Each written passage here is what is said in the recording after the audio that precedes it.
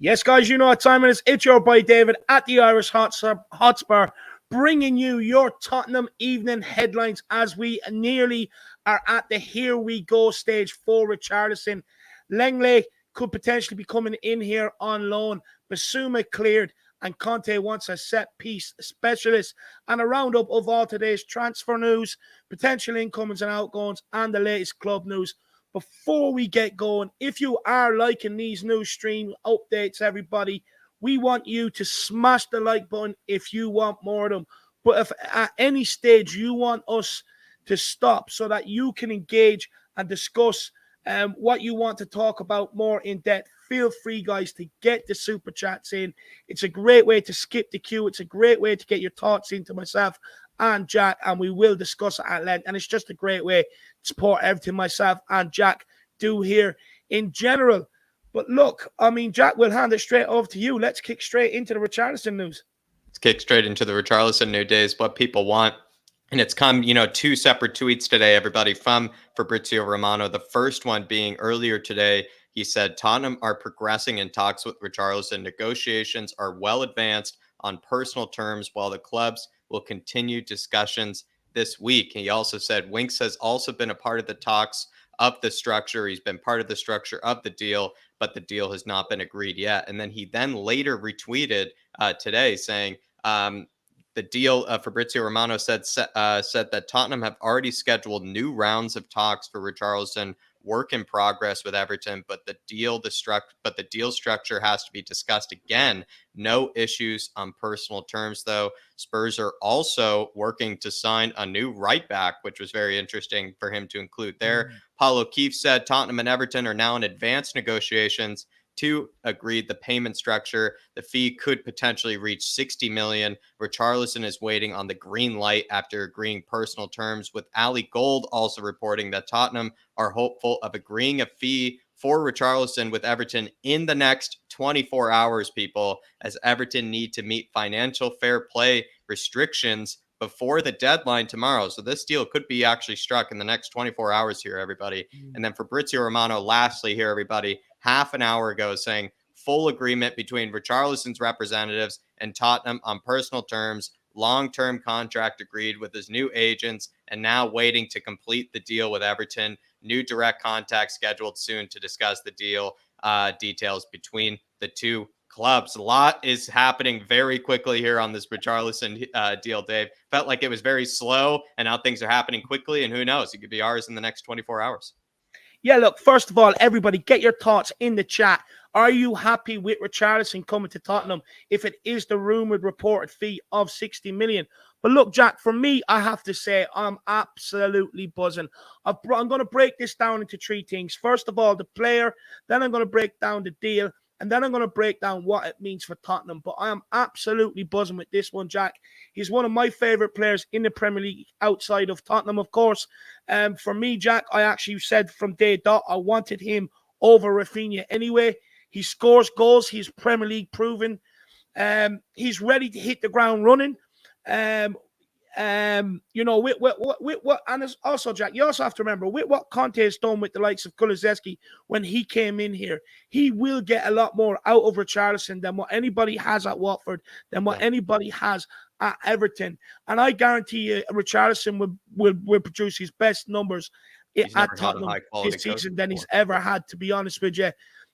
Look, we have 5 subs next season, Jack. We have been screaming at Conte to change the game. At times we've all been sitting there, Conte changed the game, and then Conte turns around, looks at the bench, and he's like, I ain't bringing on any of these shitheads. They're all useless. None of them are going to change this game for me. Well, now he has the options to be able to do that. He has the options. He can look at the bench now and say, Richarlison, get warmed up. You're going on. Spurs fans can have that excitement from the stands, watching all over the world, that, Richarlison can add something. He has goals in him. He's a good player, Jack. he also, Jack, he's a player that, you can expect to score your goals because he scores double digits in the Premier League. He's done a very good job at Watford. He's done a very good job at Everton, both in a relegation battle. And he has been the one at both clubs, Jack, to really step up for them clubs, drag them through it, get the goals that has been needed. Now, this is a signing when he was at Watford, Jack. Spurs fans actually wanted us to go and sign him when he was at Watford. So I don't understand maybe the trepidation or people against it right now, because this is a player that when we looked at him at Watford, people saying, look, take a punt, bring him in here. And he's gone on to Everton and he's done a very good job. He's established himself. A lot of fans, he's a lot of the fans' favorites there. He was probably their best player last season. That's what a lot of the Everton fans say. And he steps up when it matters most, Jack. And look, Richarlison is a player, Jack, that can do it all. He's big, he's strong, he's physical, good in the air. The guy attacks crosses, can hold up players, hold up the ball, beat players, capable of that explosive moment where he can skin 2-3 boys, put one in the back of the net or a 30-yard, strike because of and that comes out because of his anger, Jack. And like I said, and I've also said this about Richarlison, Jack. He works very hard up front. And not only up front, but defensively as well. He'll chase down lost causes. He will put pressure on people. He's got good running stats, good pressure stats. So he's a very, very good signing, Jack. And I actually think he'll be hungry to come in here and, make a mark, Jack. Get his name in the headlines with the likes of Son, Kane. And look, I know some people do have their reservations about his angry nature, Jack. But I do have something I do want to read out to everybody. Him a better player. And this is from an Everton fan channel, and they tweeted this today, Jack. Richarlison de Andrade. The moment you signed for Everton, you won many hearts. Your actions on and off the pitch were truly remarkable. You came out in support of coronavirus victims to donate and to donate food to baskers in baskets in Brazil. Not only that, Richarlison invited a young supporter who was being bullied at school to join him for a game at the Everton training ground, at the Finch Farm training ground. And then Richarlison won the Everton PFA Community Champion. And he said, I am very proud to receive this recognition. They also go on to say, Richarlison scored a big opener against Liverpool at Anfield. After his goal, we went on to win against Liverpool 2-0. After having to work with multiple managers, Richarlison has shown he was by far our best player. And then they also go on to say Richarlison this season was the last time we could see your iconic pigeon celebration. Richarlison 4 years at Everton, 152 games, 53 goals, 14 assists. And then they also go on to say, Richarlison, you promised you were going to keep us up, and you did. We will always be grateful. Thank you for all your deeds within the club and outside of football. You will always be appreciated by Everton fans. Came as a talent and left as a hero. Now, anyone that has reservations about this guy's mentality, which has been put out there, and which is what a lot of people were maybe had the reservations about this guy, from what Everton fans have to say, his personality, him as a human is an absolute solid human being. And Jack, I also like him a bit to like Romero. When Romero came, people were like, look, we need to kind of take that aggression out of him. He might get too many yellow cards.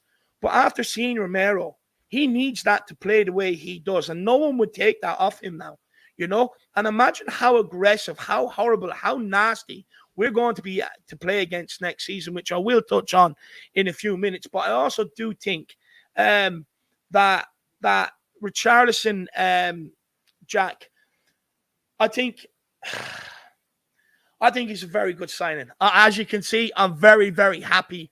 Very, very happy with him. Now, touching on us being nasty, for me, you look at it, right? Obviously, you've got Romero at the back. Now, obviously, we need to sign more defenders. But you look into midfield, Bissouma, Skip, Højbjerg, Bentancur, strong, physical players, nasty to play against, just like Romero. You go up front, Kane, Son. You've Kulusevski, big guys, some maybe not as big, but like very, very tricky. You've got big guys in Kane and Kulusevski, Richarlison, who has that nasty personality to him, that nasty streak in him. We are going to be absolutely horrible to play against. And it comes back to what we were saying yesterday, Jack, that we're actually trying to build a big, physical, strong, nasty team. Yeah. That's definitely what is taking shape at right now. Now, I will go into the deal. And basically with this, Jack, I know a lot of Tottenham fans will be saying, oh, we could have this done a few weeks ago. Why are we dragging our heels? I actually don't mind us dragging our heels on this one, because we are trying to get the best deal for the club. And the fact that Everton have the financial fair play deadline to meet tomorrow, and they will not meet you without making this deal happen and structuring in the way they need it to be structured. We are taking advantage of that. And I have no doubt we're probably haggling over 10, 15 million pounds. And what we're actually trying to do, and the reason why I say that is you look at how Paratici actually structured deals in the past, Kulusevski, Galini, Romero, all these mad structures to the deals. It wouldn't surprise me if we're trying to take that 10, 50 million off the top of the initial fee and put it in, clauses where the player has to meet certain targets, which is a good piece of business by Tottenham. I mean, if you can use that to your advantage, you can use their misery to your advantage, scrape some money off it, which means you can add that extra 10, 15 million to whatever centre back you were going to buy. I mean, I'm all for it. If we can save money on this deal, absolutely brilliant. So I actually have no problems with the way we are dragging our heels on this deal, because we're trying to take advantage and prey on Everton's situation, which is what a good club and a big club does. Now, what does this mean for the club, Jack? Well, for me, it means we are picking up the best players from Premier League teams. Ferguson used to do it at United. Poch done it with Alderweireld after his season at Southampton. We done it with Dembele, Wanyama, Keane, Defoe, Crouch. My point being, basically, Jack, is 9 times out of 10, we have, when we've signed from other Premier League clubs, it's actually worked out in our favour. They've all gone on to have a big part to play in the Tottenham sides. So hopefully this is another one that we can get done. And then, look, I know people want to move on to Lenglet, which will be exciting. But this is a signing, Jack, if we get Richarlison as well tomorrow, that should make people stand up and take notice. We are seriously beefing up our squad. It's a statement of intent. We have finally brought it back. We have finally brought him back up for Harry Kane, which we haven't had since Llorente. But some fans will even argue since before then. It's been a long, outstanding, neglected problem. And we are now solving that problem. So that's an absolute bonus. But not only that, Jack. With Richarlison coming in, Kane, Son, Kulusevski, who only had really Lucas Moura to contend with, they will now, like that, any complacency that could have set in will now be gone, because they'll have this guy chomping at their bit. So you will probably see Kane, Son, and Kulusevski all reach a new level next season. Now, if you look how exciting, and we were one of the most prolific teams in Europe when Kulusevski entered that front three in 2022. Look how prolific and exciting we were. Some of the goals we scored. Now imagine Kane, Son, Kulusevski ramped up on that, on proving a point to keep their position in the team.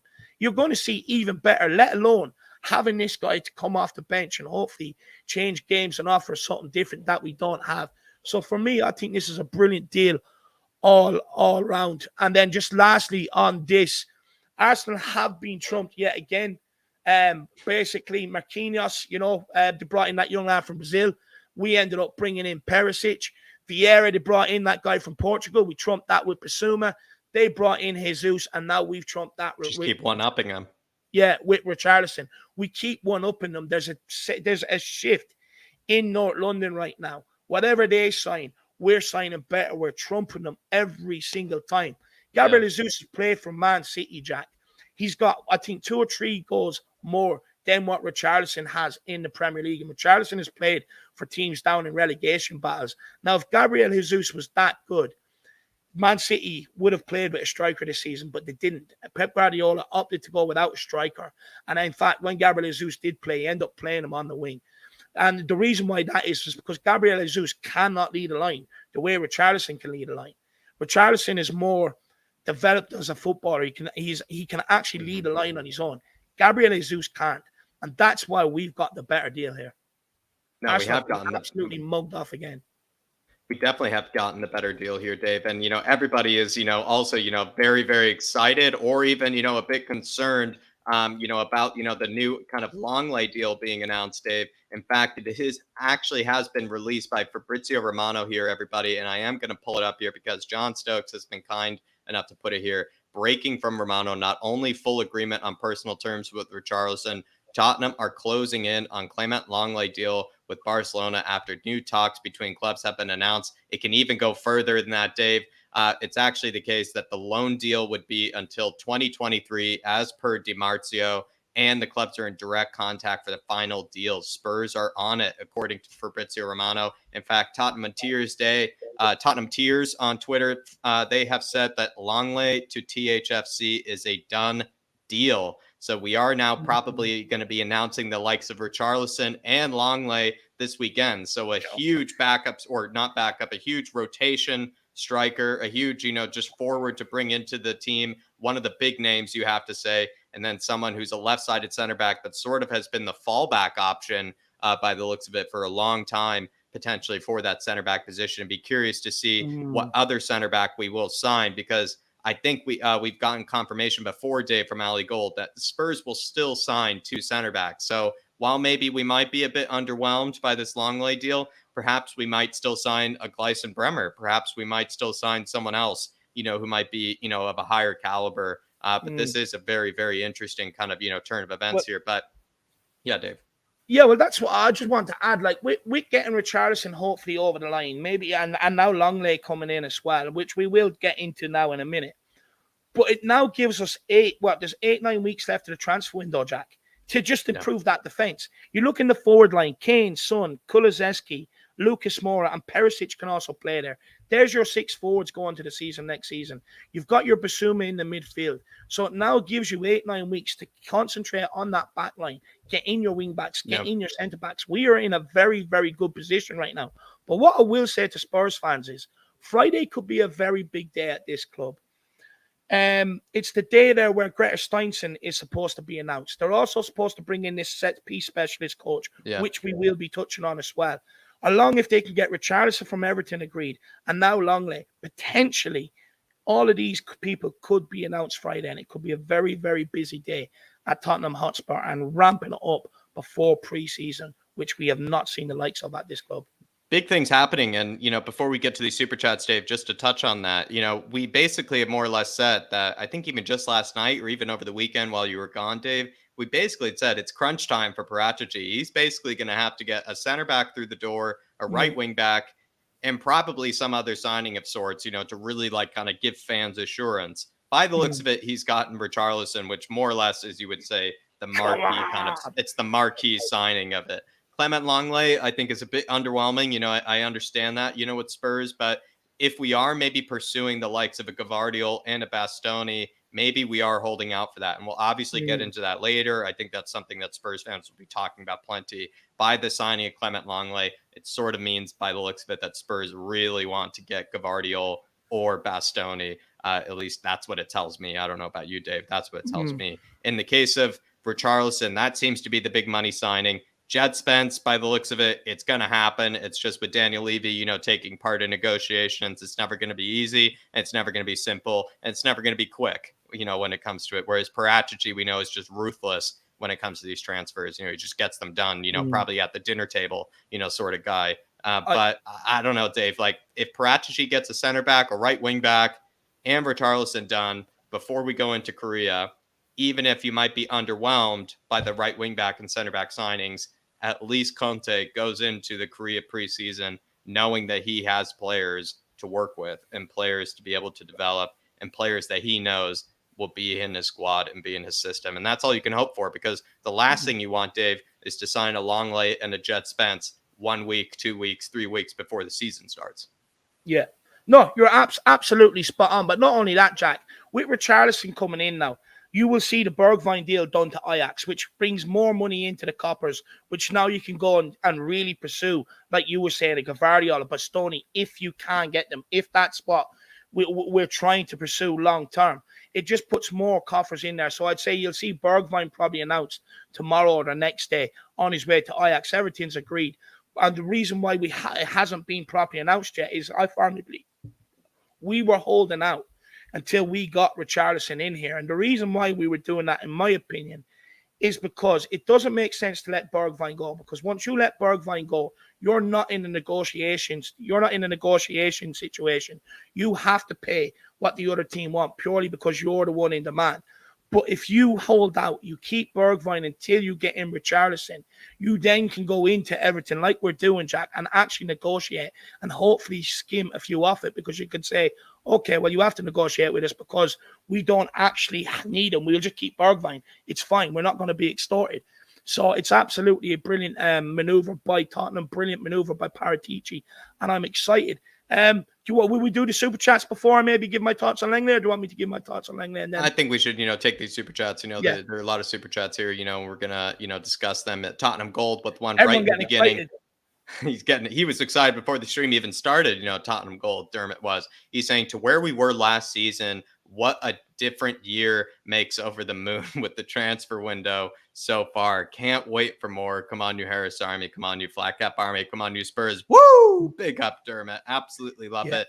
Dave, I completely agree. I mean, I think it was just, said on Twitter that this day last year was the day that we signed Nuno or something, I think potentially was the case. So I don't know. I mean, this was the announcement of a Nuno Espirito Santo, just last year, and now we're signing the likes of, Richarlison, Lenglet. We're getting most of our, signings done ahead of time. We have Antonio Conte through the door. We're setting off for Korea, Dave, with most of our signings through the door, or at least signings that Conte can work with. It's just a completely different environment. It's a completely different scenario. And I would say maybe Dermot, probably the one big difference you might say is a certain Paratici has come through the door. That's what I would tell you, my man.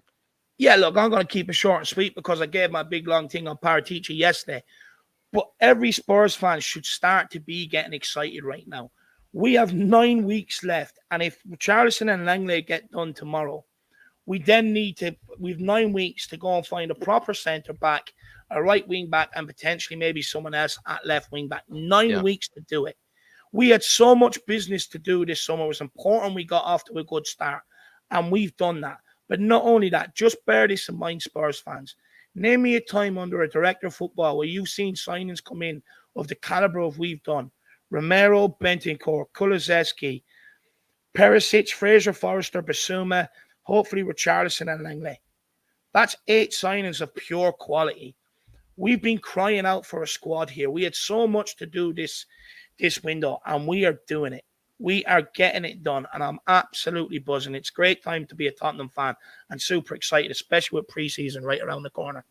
Dermot's also generous enough, Dave, to upgrade to an elite membership. And everybody, if you do want to grab that elite membership, when the season starts, we're getting your Spurs stories in. Tell me your Spurs story. We're going to kind of, mix it up a bit, different questions, kind of a different format to it. I think you're really going to like it. So everybody gets, even if you've already done your Tell Me Spurs story, get to do it again. So I would say everybody that has that elite membership, we're going to do them all over again. We're also going to do, some, potential giveaways, monthly for those also elite memberships. If you want to get in there, I think we might even add an extra, maybe secret sort of kind of perk as well that David and I have been talking about. Perhaps has to do a little bit with the FIFA and everything. So everybody grab that elite membership. It is a great way to support the channel. It's a great way to get involved. It's a great way to, enjoy the perks. But big up Tottenham Gold. Appreciate it. Big up Tottenham Gold. Brother. Big up, my man. John Stokes saying, evening, Dave and Jack. Come on, you Spurs. Up the Richarlison. Absolutely, John. And thank you, John, for putting that Fabrizio Romano tweet in the chat as well. John, he's been an absolute role model in the chat. He is, Dave. He's helping out the Harris Army while also throwing in the donations. Absolutely love you, John. Big man. Big up, John. Absolutely buzzing with Richarlison. Absolutely buzzing. Philo123 Koi says, oh, Pombo, how would you rate transfer window now? I don't know, Philo. I kind of liked if you're I don't know, maybe he's referencing Sean's stream the other day. I actually really liked Sean's, weight loss kind of, reference or analogy where it's like if you were trying to lose, 20 pounds in a month, let's say, Dave, you lost 7 pounds in a week and you told someone that, they wouldn't say like, oh, wait till you get it done. They'd be like, oh, congratulations. Like, that's pretty impressive, let's see how far you can go. So by the looks of it, Philo, I would give this transfer window So far, 7, 8 out of 10, especially since Jed Spence is practically signed, I would argue, or someone else, some other right back is being signed. In fact, actually, Philo, by the looks of it, crazy theory here. Maybe Fabrizio actually meant a different right back than Jed Spence. Who knows? We're signing someone else. Yeah, look, for me, Philo, look, I'll be honest, I'm trying to be modest, but if anyone wants transfer window ratings, they probably really should come to me because I got January absolutely spot on. I called it down to an absolute T. So far, I'm giving, if Richarlison and Lenglet are in this door by the end of the week, I'm giving this window so far a 9 out of 10. You could not have asked for any better. You could not have asked for it. We've got our striker situation, our forward front line sorted going into the new season. Midfield sorted going into the new season. We've now starting to rebuild on that defense. We've got our backup keeper situation sorted for the new season. We have very few positions left to fill, left to improve on. Maybe a centre back, right wing back would be nice. And if you want, maybe another left wing back. But now we're putting ourselves in a position with 8 weeks to go. Three, if you're being picky, players left to maybe come in here. But not only that, you now leave yourself in a position. And we know with football, a day is a very, very short time in football world. If something suddenly becomes available, we're in a position to act. We are in a position to act because we're not concentrating everywhere else trying to get other deals done. We're just sitting there waiting to see what opens up. Yeah. So it's a very, very exciting window. For me, if 9 out of 10. 9 out of 10. And, Dark Sun G just threw in this one. Dark Sun G, we're going to get to your other ones that you threw in before. Do apologize, on, the delay here. But Dave, he just threw in this one because he's listening to what you had to say. He said, David, you and me were the only fans happy with the January transfer window. And in fact, Dark Sun G, you were the only one that actually convinced me to keep faith in top 4. In fact, I think I was losing my faith in top 4 right in front of your eyes, Dark Sun G. And I remember you, trying to tell me, Jack, just give me a month. Just give me, a month and a half, Jack. I'll prove you wrong. You just keep the faith. And that's what you've done, Dark Sun G. And Dave, he's just saluting you for keeping the faith in the transfer window. Nah, big up, Dark Sun G. When you know, my man. When you know, you know. He also says, I really want the here we go as soon as possible because he will become one of our aces on our team. He is really hot-headed, which is great because Conte loves passion. Exactly, Dark Sun G. He's hot-headed in the right sort of ways. There's a distinction between, saying someone's hot-headed in the wrong ways. You could say like maybe a Paul Pogba. You could say maybe to a degree nowadays almost looking like a Neymar and Mbappe, or that sort of kind of, players as well. But he's the hot-headed in the right way where he seems to actually, all he wants to do is just come onto the pitch angry. He comes onto the pitch, just trying to prove people wrong or even just, try to just prove to people that he is the real deal. It's almost like Richarlison has sort of, if I'll be honest, kind of been disrespected maybe his whole career. He's continued to play for, clubs that are probably way beneath his actual skill level. He's playing for managers, like you said, Dave, that really don't fit, his skill caliber. Yeah. So I'll be honest, Dark Sun G, he's the hothead in the right way. And I do like players that believe in themselves, players that have the ego,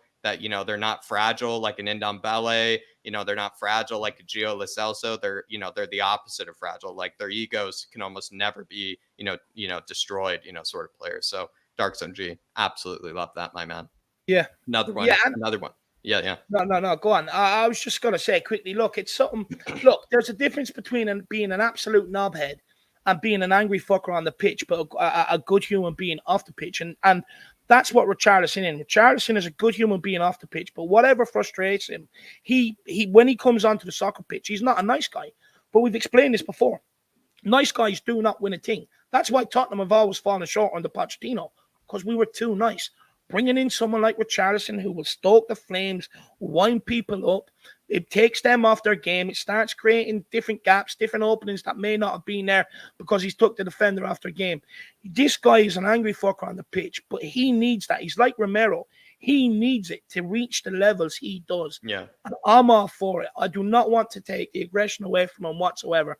And hopefully now we've put that to bed, that yes, he's an angry individual, but I know so many great players who are angry on the football pitch, and that's where, rather than channel their anger off the pitch and do something stupid, they do it on the football pitch, and it works for them. So hopefully now we've established that Richarlison is a good soul. He's just an angry player, and I love it. Romero's one of them. Beautifully said. A good soul, just an angry player on the pitch. And a lot of players are like that. Entirely different people on the pitch to what they are off the pitch. I've heard Sergio Ramos is actually very similar, to that sort of kind of build as well. So there you are, Dark Sun G. He also says, Don Paratici transfers Romero, Kulusevski, Bentancur, Bissouma, or we're already at 4, Dark Sun G. Richarlison 5. Can't take it. I'm happy to make my second hand. Forster, Perisic. I'm not sure if you saw this one, Dark Sun G, but we did do an epic stream the other day, my man, where we did actually compare Hitchens transfers, Paul Mitchell's transfers, and the Paratici transfers. Dark Sun G, I think you'll be pleasantly surprised. He already has surpassed them in all of the green transfers, all of the transfers that have worked out. He's already surpassed them, my man. So it's just the Don is at work. Just let him work. Hitchens' only good transfers were PEH or Højbjerg. I mean, that's probably true. Or maybe Reguilón you could throw in too if you want to be nice to him, Dark Sun G. But honestly, you should check out that stream, brother. I know you would absolutely love it. He says also, if this doesn't make him a Don, I don't know what does. Dave, he's just waiting for the Don title to be passed as well. He wants the Here We Go on the Don title for Paratici. He wants the Here We Go for that. Yeah, look, Spurs fans have been hurt for so long. Broken promises, false dawns, linked with this, linked with that, and end up getting in absolute dross in here. I understand the hurt and them not wanting to jump the gun. But if anybody's sitting here tonight telling me they're not excited about next season after the business we've done, the 2 players that are expected to come in this door, while also working on rebuilding the whole scouting department and looking at different edges on how to close the gap on the 22 points from Man City, which we will be touching on. I don't know what will ever please you. Honestly, you could have the Kardashian sisters naked on a bed. You still will not be happy in life. You still will not feel that fulfillment. At the end of the day, Paratici is working his magic. Jack, you give the guy chicken and chips, he'll turn you out a chicken roast dinner with mashed potatoes. That's the sort of guy he is.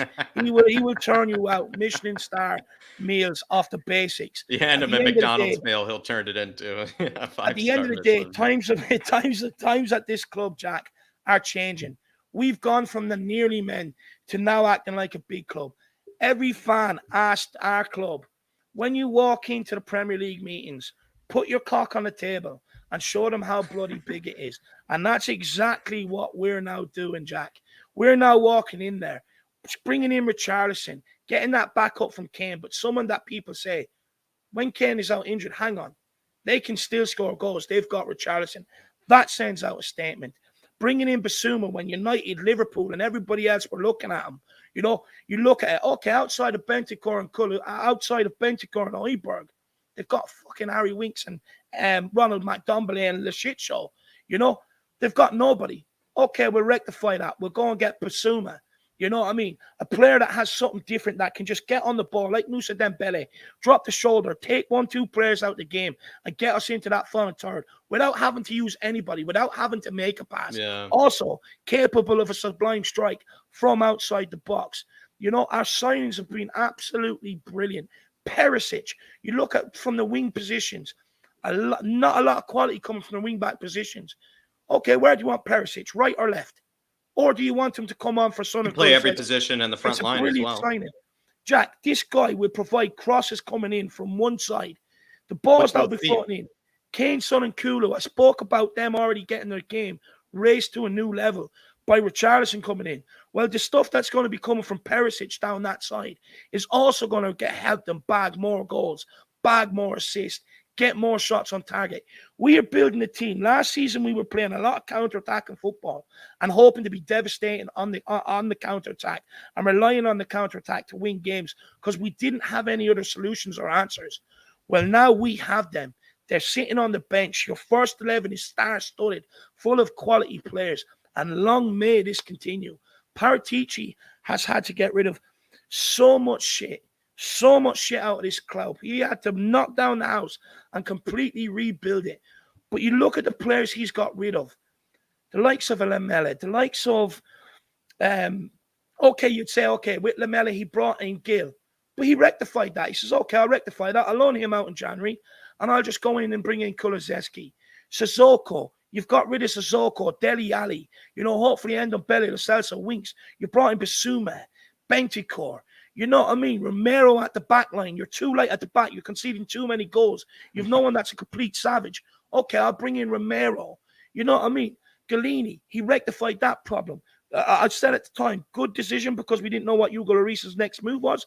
But at the end of the day, he didn't work out. Okay, I'll sort that out. I'll go and get you a Premier League proven goalkeeper. Someone that's played in Europe. I'll bring you in Fraser Forrester. Times have changed at this club.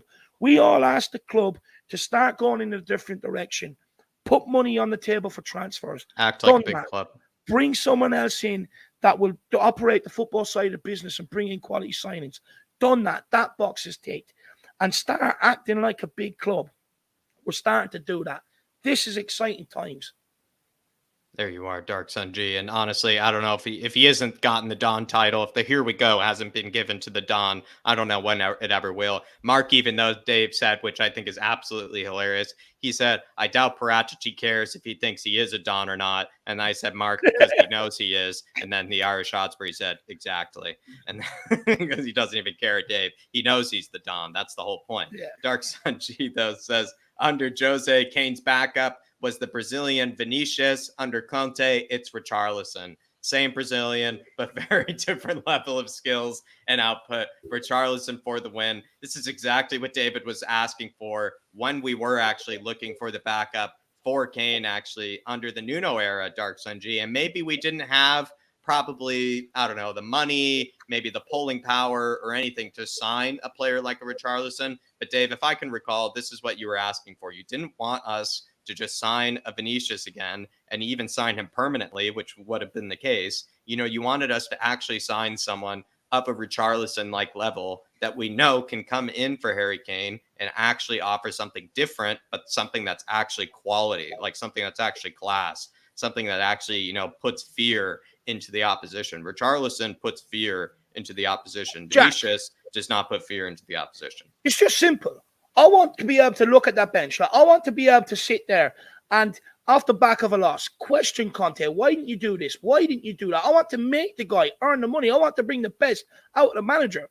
But what I couldn't do, Jack, is sit there and ask, even Jose Mourinho and Nuno, sit there and ask them to make a change. Because if I was the manager, I'd take one look at Vinicius. I'd probably look round at me in the stand and say, get your boots on, you're coming on. Vinicius was absolutely useless. He's a journeyman. Don't get me wrong. He had one good season in Portugal. Yes, he had a decent season last season in the Dutch league. But Vincent Janssen had a good season in the Dutch league. He wasn't good enough for Tottenham. And Vinicius was very, very similar to that sort of level. With Richarlison coming in, I look round at the bench like you. Get your boots, get warmed up, you're coming on. I just wanted to look at the bench, get an absolute stiffy, Jack, and say, this guy can change a game. Firing power. That's you got firing power on the bench. That's what City, Liverpool, Bayern Munich, Real Madrid, PSGs at times, that's what they can do. They can look at the bench and get the next guy warmed up. He's not performing. Get on, take your chance, go and score a goal. And that's what we now have. Love that. Big up, Dark Sun G. Completely agree, my man. It's just different levels now. Just different levels of Brazilians that we're going after, my man. Sebas Wolf just wanted to say hello to you. Big up, my man. Hopefully you're keeping well in New York. He says if we get Lenglet, he's going to do great for us. Love the optimism, Sebas. Dark Sun G with another one saying summer transfers. Our Hitchens were Rodon, Bale, Reggie, Højbjerg, Doherty, Vinicius, Hart, the Dom Paraticis, Richarlison, Perisic, Forster, Lenglet, Bissouma, the class of the signings, just different levels, Dark Sun G. And to be fair as well, when you kind of think about it, I'm almost sure maybe Steve Hitchen has spent close to the same amount of money at times as Paratici has on certain windows, and he has gotten a whole lot more out of it. Even look at the window under Nuno, Dave, that Paratici had. You actually look at it, and it's just like, okay, he brought in Bentancur and Kulusevski, Romero, and you look at, the rest of it, it's just like, really actually quite decent with what the money that he had available to him. I think he's just proven it yet again here at Dark Sun G, that this guy will do a lot more with the money available to him. Even if you give him 30 million, 40 million, he'll cook the books. He'll find a way to get it done. If you say, I only have 40 million for a center back, he'll say, boss, you only need to give me 30. He's that sort of guy, Dave. Yeah, look, I just want to know how long we're going to keep playing this charades about, is he a Don? Is he not a Don? Stop playing this charades. Just call him a Don. In fact, what we should have done is actually delayed that stream the other day and just waited another week or two because we knew these signings were going to come in. We were expecting the signings. We've said it all along. Don't worry, sit back, relax. Paratici's got this. We will get the quality of players in. And look, for me, there's levels. Steve Hitchen pitched 300 million up the wall, and it just was not a good director of football. Got promoted and even got demoted. That's how embarrassing the guy was. When Paratici came in here, he got demoted from what Paratici was doing to being his tea bitch at the end of the day. His little tea boy. Go and get me tea. I'll go out and structure the deals. At the end of the day, right, Steve Hitchen went out to Italy, Jack, and he came back with a pair of Paradas. Paratici goes out to Italy and he comes back with Kulusevski, Benchico, Romero, you name it, he'll get it for you. You know what I mean? At the end of the day, times are changing. Paratici is good for this club. He's doing great business for this club, and long may it continue. And hopefully, every fan. Look, I get people being skeptical. I keep saying this. I get it. We've been through so much hurt, false dawns, promises, near misses. Bad decisions after bad decisions. But hopefully now we can all get behind this team this year. We can all get on the Conte Paratici project and let's take it, because my fear is I don't want anybody not to enjoy these times that hopefully we can foresee that is coming, that hopefully comes, and that when it's done, they don't enjoy it and we're already going back into where we've been over the last couple of years, because you will have a drop-off after Conte leaves. You will have a complete drop-off. You will. So for me, I just want everybody to enjoy it while it's here. We should not have these people at this club. We shouldn't. Love that. Absolutely love that, Dave. Dark Sun G with another one saying, we are spending great. Forster, Perisic, Bissouma, and Richarlison are the only cash so far. This is great business done by the Don. Exactly, Dark Sun G. You took the words out of my mouth, my man. It was more what I was trying to say is that when you even look at how many players we've actually brought through the door without really spending very much money at all, this is sort of also like a Daniel Levy sort of, dream at the same time too, because he knows that we need to be getting tons of players through the door. But probably Daniel Levy, Dave, he's like, wow, we got to bring 7 players through. Like, how much is that going to cost? And like I said, Dave, Paratici, if Daniel Levy told him all he has is 150 million to bring 7 players through the door, like I said, Paratici's going to be like, boss, all I need is 120. That's all I need. You keep 30 million for yourself, buy the missus something nice, sort of guy. And that's what I'm trying to say here is that even if we end up spending not as much as people would have wanted, it's only because Daniel Levy, probably that's what he permitted. I think the Paratici, Dave, would love to spend more, but if that's what Daniel Levy permits, money-wise, spending-wise, the Don is going to get the best deals done. He's going to get the best deals that he can available to him with the money that is given to him. He's just a guy, Dave, you can make him squirm, you can make him, kind of, uncomfortable. He's still going to get you the best deal possible. Do you know what, Jack? I'm nearly at the point. Do you know when you're at an all-you-can-eat buffet and, you're after tasting 4 or 5 different desserts and someone comes with one more and it's your favorite? It's the chocolate brownie. It's got the scoop of vanilla ice cream. It's heated, and you're just like, I can't take any more, but go on. One last deal. I'm almost at that stage. I can't take any more of these signings coming in. I can't keep up with them at this rate, Jack. This is brilliant.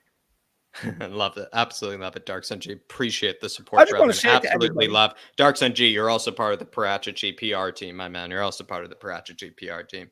I just want to say to everybody as well, everybody, you should be happy right now. Let's smash the like on this stream. Nowhere near enough likes as what should really be on it, guys. We're way off the mark here. Only 108 likes, over 300 people in the house watching.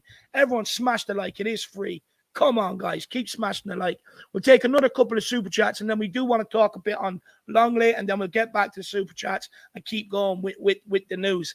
Everyone's super excited. I'm absolutely buzzing because, Jack, do you know why? Just quickly, I know people are probably out there and they're saying, Dave, just please shut up. But I just want to say one last thing.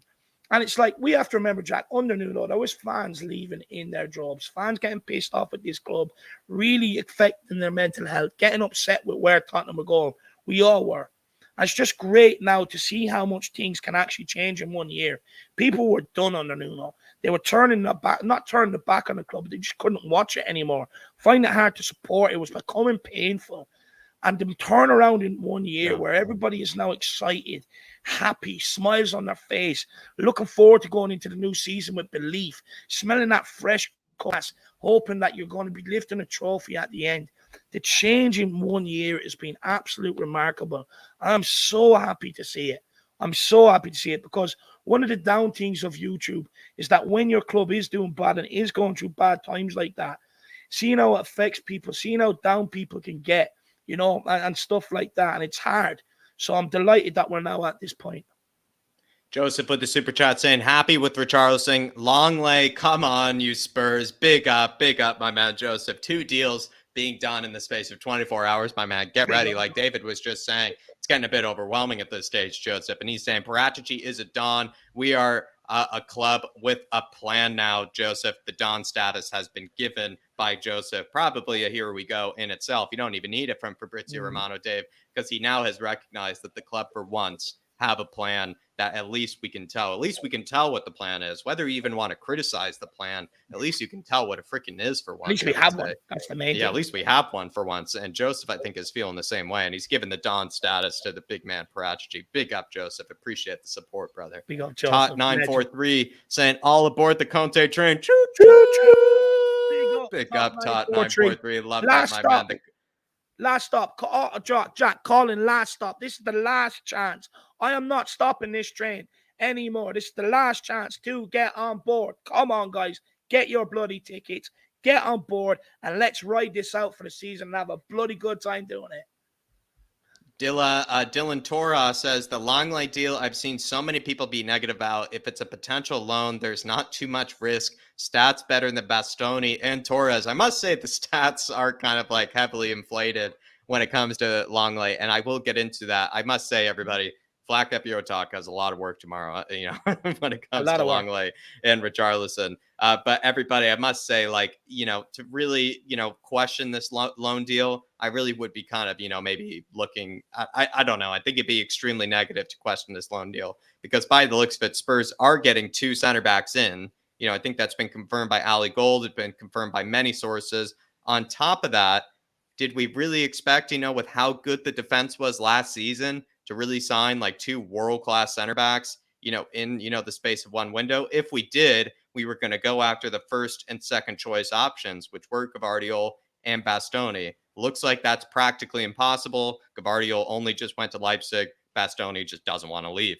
And so when you have that sort of situation, you're kind of like, do I spend money on my third, fourth choice option, and then you're stuck with that person forever? Maybe not. You'd rather just maybe get someone like Lenglet on a loan, then try that and test the waters again with a Gvardiol or a Bastoni later, instead of committing to your third, fourth choice option that you're actually stuck with forever when you really think about it. So I've kind of been with you, Dylan. I think it's incredibly kind of negative to criticize this Lenglet deal, especially since we are going to be signing another center back on top of it. There you are, my man. Big up. Look, we'll get into it. I'm a bit 50-50 on this. I am a bit 50-50 on this. I'll get into it when we get into it, though. Big up, Dylan. Appreciate the Big support. Big up, Dylan. Legend. Tyler D, new member, and he's become a new Flat Cap member. Big up, Tyler. Appreciate the support, brother. And official member of the Flat Cap Army. Last super chat we'll take here, and then everybody, we're just going to take a quick pause, and then we're going to get through the rest of the news. To bottom Duda in here, Davey saying, I wasn't a Paratici fan when he came to Spurs because of his signings once Morata left, but Paratici has done an excellent job at Spurs so far. He's getting players who fit a certain profile. To bottom Duda, I would actually say, to be fair, the Paratici skepticism was completely warranted if you were just looking at directors of football in the world in general. But the whole point, I think, is where David and I come from, is life was so horrible under Steve Hitchen. The signings were so dreadful that genuinely anybody that had a clue, anybody that had an inkling, anybody that had any sort of intelligence whatsoever when it came to signings, we were going to praise, if not probably worship. So the fact that Paratici has come in, maybe we're probably a bit biased because we've been used to dross for absolute years under Steve Hitchen. So any signing that even remotely makes sense, Dave and I are probably, in a sort of a biased way, are going to praise it heavily because we've been so used to the Steve Hitchen signings of the past. And I think Dark Sun G probably feels the same way, where, you're so used to the horrible signings of the past that the ones under Paratici, most of the time they make sense. Most of the time they're for a pretty good fee. it all kind of, seems to, sort of like, at least be logical. Whereas with Hitchin, it just wasn't even logical. We were spending 15 million on a 30-year-old right wing back. Then we didn't even play it back five. Like it was, situations like that, under Hitchin to bottom Duda. But I see where the Paratici skepticism came from because, he made questionable signings at Juventus, and he also struggled with getting rid of players. At the same time, though, to bottom Duda, he has actually probably gotten rid of that stigma when it comes to getting rid of players, because he's actually been quite ruthless, actually, I would say, over at Spurs when it comes to getting rid of players. The guy's been actually a bit soulless. He's probably not even giving them a thank you note on their way out. He's that kind of guy. But to bottom Duda, I actually agree with you. I think the Paratici skepticism is completely warranted. If you weren't a Spurs fan, I could see that skepticism being warranted. But if you are a Spurs fan, I don't know, like comparing it to Hitchin, it's just night and day. That's what I would say. Yeah. No, look, Mr. Duda. Look, times are changing. Paratici is good for this club in terms of the standard he's setting out. Look at the way he ripped up Aurier's contract. Look at the deal he done just to get Dele Alli out of here. The guy is changing the course. We're no longer accepting knobheads lounging around, pissing fans off in terms of performances on the pitch, which then pissed them off with the results we're getting on the pitch. The way they were behaving, taking this club for granted, that's no longer happening. Then you look at the profile of the players he's getting in. Players that are ready to hit the ground running, to here and now under Conte. Kulusevski, Bentancur has nearly 10 titles to his name. Kulusevski, one of the hottest prospects around Europe. We all know what he's done. Fraser Forster, Premier League proven and European experience. Perisic, one of the best players around Europe. Definitely put him in that world-class category.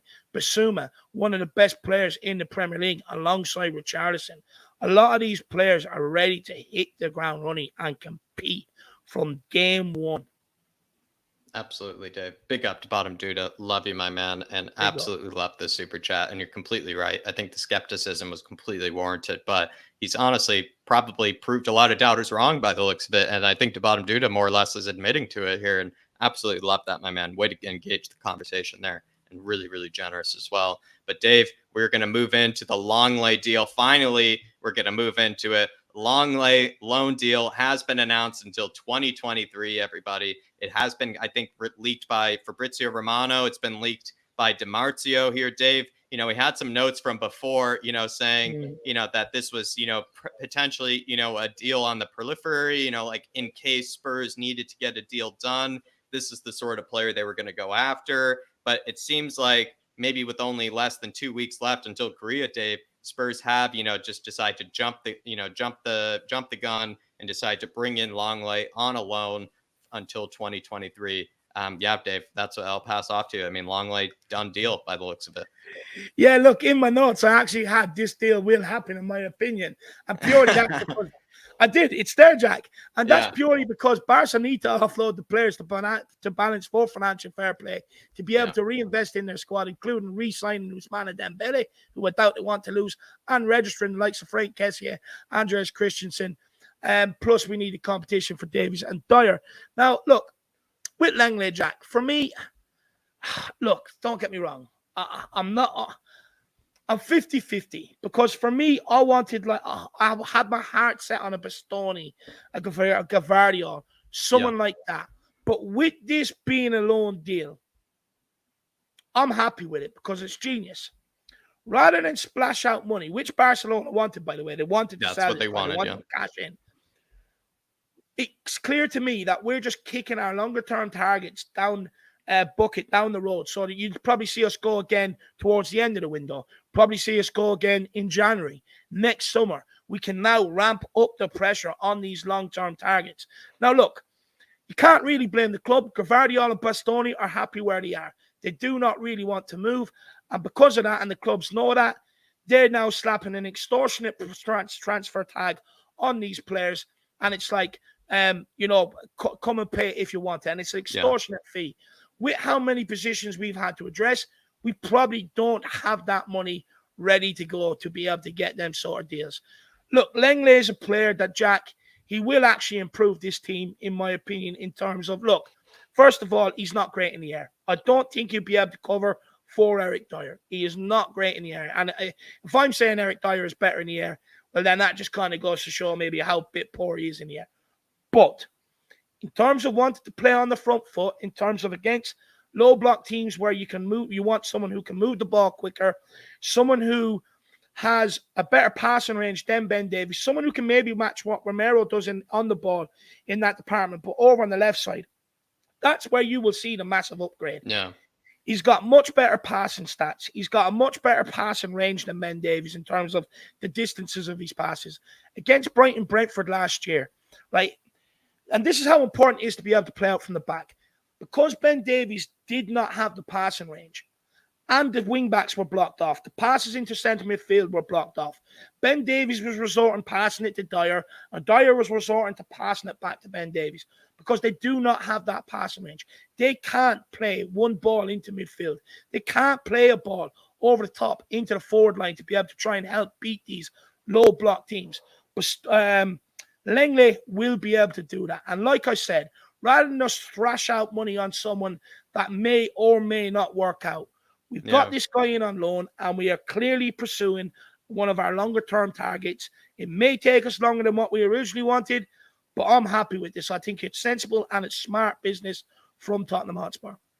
I would probably just quickly add, you can probably find David and I on record, maybe actually showing a bit of love, to Ben Davies, thinking that Ben Davies had a better season than the likes of an Eric Dyer. And if you ask me, there weren't really a lot of goals or even mistakes or really anything that you could point to Ben Davies for, or when, maybe Spurs had, bad moments. Most of the time, it really was Eric Dyer. And I know we're kind of a bit of a broken record when it comes to this case, but that sort of then means to me is that when we have been pursuing this left-sided center back, we should be only pursuing Gvardiol or Bastoni, because Ben Davies, at least in my eyes, Dave, I know people don't think he's world-class. He certainly isn't, but he had such a good season under Conte that it would seem silly to replace him with a third or fourth choice option. It really did seem a bit silly to do that to the guy, because it's kind of them putting a lot of pressure on either that 30 million, 40 million pound signing to replace Ben Davies. What if that person ends up not even being better than Ben Davies? Whereas we know with Gvardiol and Bastoni, they are confirmed. We know they're better than Ben Davies. We know they're going to offer a whole lot more. There's no question.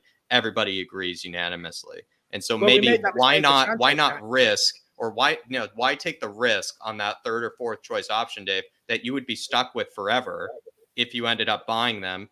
Instead, just hold out, even though it's painful, even though we don't want to. Hold out for your main choice on left-sided center back. Then instead, perhaps go after one of your better choices for center back, which being that Eric Dyer position, like a Gleison Bremer. I actually feel like I was just speaking about this earlier on Flatcap, Dave. The Gleison Bremer Longley deal starts to sort of make sense now, because it's like Gleison Bremer, you're getting like another Romero into the team, which is, I think, probably something we'd all be kind of, in for, and something we'd all be very happy about.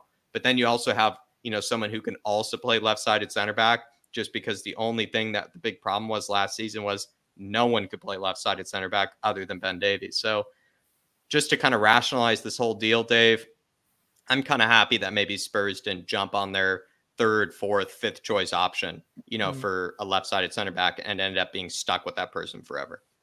Look, Jack, this is sort of third, fourth choice, right? It is. But we're not paying money for it. But no, we're not paying money for it. Whereas I get it. Right, look, this is our third, fourth choice. Alistair Gold did say it was like a backup option if we couldn't pursue longer-term targets. But you made a very crucial point in the group chat the other day, Jack. At the end of the day, if you can't get a Gvardiol or Bastoni, you have to bring somebody else in here regardless to put pressure on these guys. And then I'll back it up with my point. Ben Davies got Nuno sacked. They've also contributed to the sacking of Pochettino, Jose Mourinho, poor performances under Nuno, poor performances under all these managers. They've all contributed to getting these managers sacked. And I'll keep expressing this. Gary Neville has said it about Conte's regime. Ashley Young has said it to expressions about the Conte regime. It's physically and mentally demanding. And it doesn't take players long to switch off or get pissed off with it. If we did not bring in someone that can, provide competition, which in my opinion, I think it won't be long before I let you see Lenglet in the team. I'll be honest with you. I've always stated that you need to upgrade on Dyer and Davies, and I think Lenglet will get in purely because he's better on the ball than a Davies. But what's to say they don't get pissed off midway through this season? Throw the toys out the pram. Don't perform. Throw Conte under the pram. And next thing, we're looking for a new manager, and we're backing these guys again. So in order to ensure that that doesn't happen, or we're not left vulnerable in a position like that ever again, it was important to get people in here. Even if it's not your first, second choice target, it was important to get somebody in here to keep these guys on their toes, keep them hungry. Or if they do fall off and they do sack it in because they can't take it any longer, we have someone ready to come in. Granted, like I said, he is our third, fourth choice target. But Jack, like we were both saying, it is a very intelligent move to get him in on loan. You're not thrashing out money and panicking like we did with someone like a Sanchez, who we thrashed out money on that way too quick and big money. Yeah. Again, probably more lessons learned. We're a bit more reserved. We're like, okay, bring him in on loan. This is a player also that if you've seen what Conte has been able to do with Dyer and Davies, why can't he do the same with Clement Lenglet? Now, look, granted, the guy does make mistakes, but why can't he make massive strides with Clement Lenglet the way he has done with Dyer and Davies? And in fact, if he does, he'll be better than Dyer. He'll be better than Davies straight away if Conte can do that. Now, I would also be skeptical with how the Barcelona fans treat them. And Spanish fans sometimes, they can be a bit animalistic. Look at the way they treated Gareth Bale at Real Madrid. So I wouldn't really read too much into that. But for me, I think it's clever, and I think it just means that we have a plan and we will be going and pursuing a Bastoni or Gvardiol as our next defender after this transfer window is done. That will be our next target, and that is our long-term target, and we're saving the money to be able to get it. Moondog saying, good evening, lads. Yeah. Sorry, one more. Sorry, I'm just excited. As well, is like, we bring in Lenglet now, but what's to say if we spent money on Lenglet that we probably shouldn't have spent, that all of a sudden Inter do actually have to try and force Bastoni out the door? We don't have the money for it. Or Gvardiol maybe does turn around and say to Leipzig, I want a different challenge, and we don't have the money for it. But by doing this now, if it does become open later in the window, you still have them. We are now in a position to still act. Yeah, we haven't showed our hand maybe yet. We haven't showed our hand yet. Well said, Dave. Moondog saying, good evening, lads. Is Lenglet any good? Moondog, the scout report will be released tomorrow on the Flat Cap. Going to be waking up nice and early to release it to you, my man. Big up, Moondog. From what I would say to you is that Lenglet, he used to be very good. In fact, that player back in Sevilla, that actually Barcelona bought at the time, was a very highly rated center back. Like, that's what's very funny about Lenglet. It's almost like a fall from grace, sort of kind of story where like someone that was exceptionally highly rated and, was brought into Barcelona, started off really well at Barcelona, too. Like, it's not like it, went, really terribly immediately. It went actually quite well in the beginning. And then just maybe in I don't know, Dave, maybe in unanimous or like, in kind of, in a linear sort of way, the fall of Barcelona sort of coincided with the fall of Clement Lenglet, which you could maybe explain, to a degree. Like, once Barcelona started making all those absolutely atrocious decisions and atrocious results, Clement Lenglet sort of game kind of dropped off from there. That's what I'll tell you, Moondog. But the scout report's being released tomorrow, my man. Big up, Moondog. And Xavi has basically told him as well, you're not needed around here. So that's fine. You can disown him. Conte will give him love, and we'll produce a player out of him. Conte's done it with Dyer and Davies. Don't tell me he can't do it with Lenglet. Do not.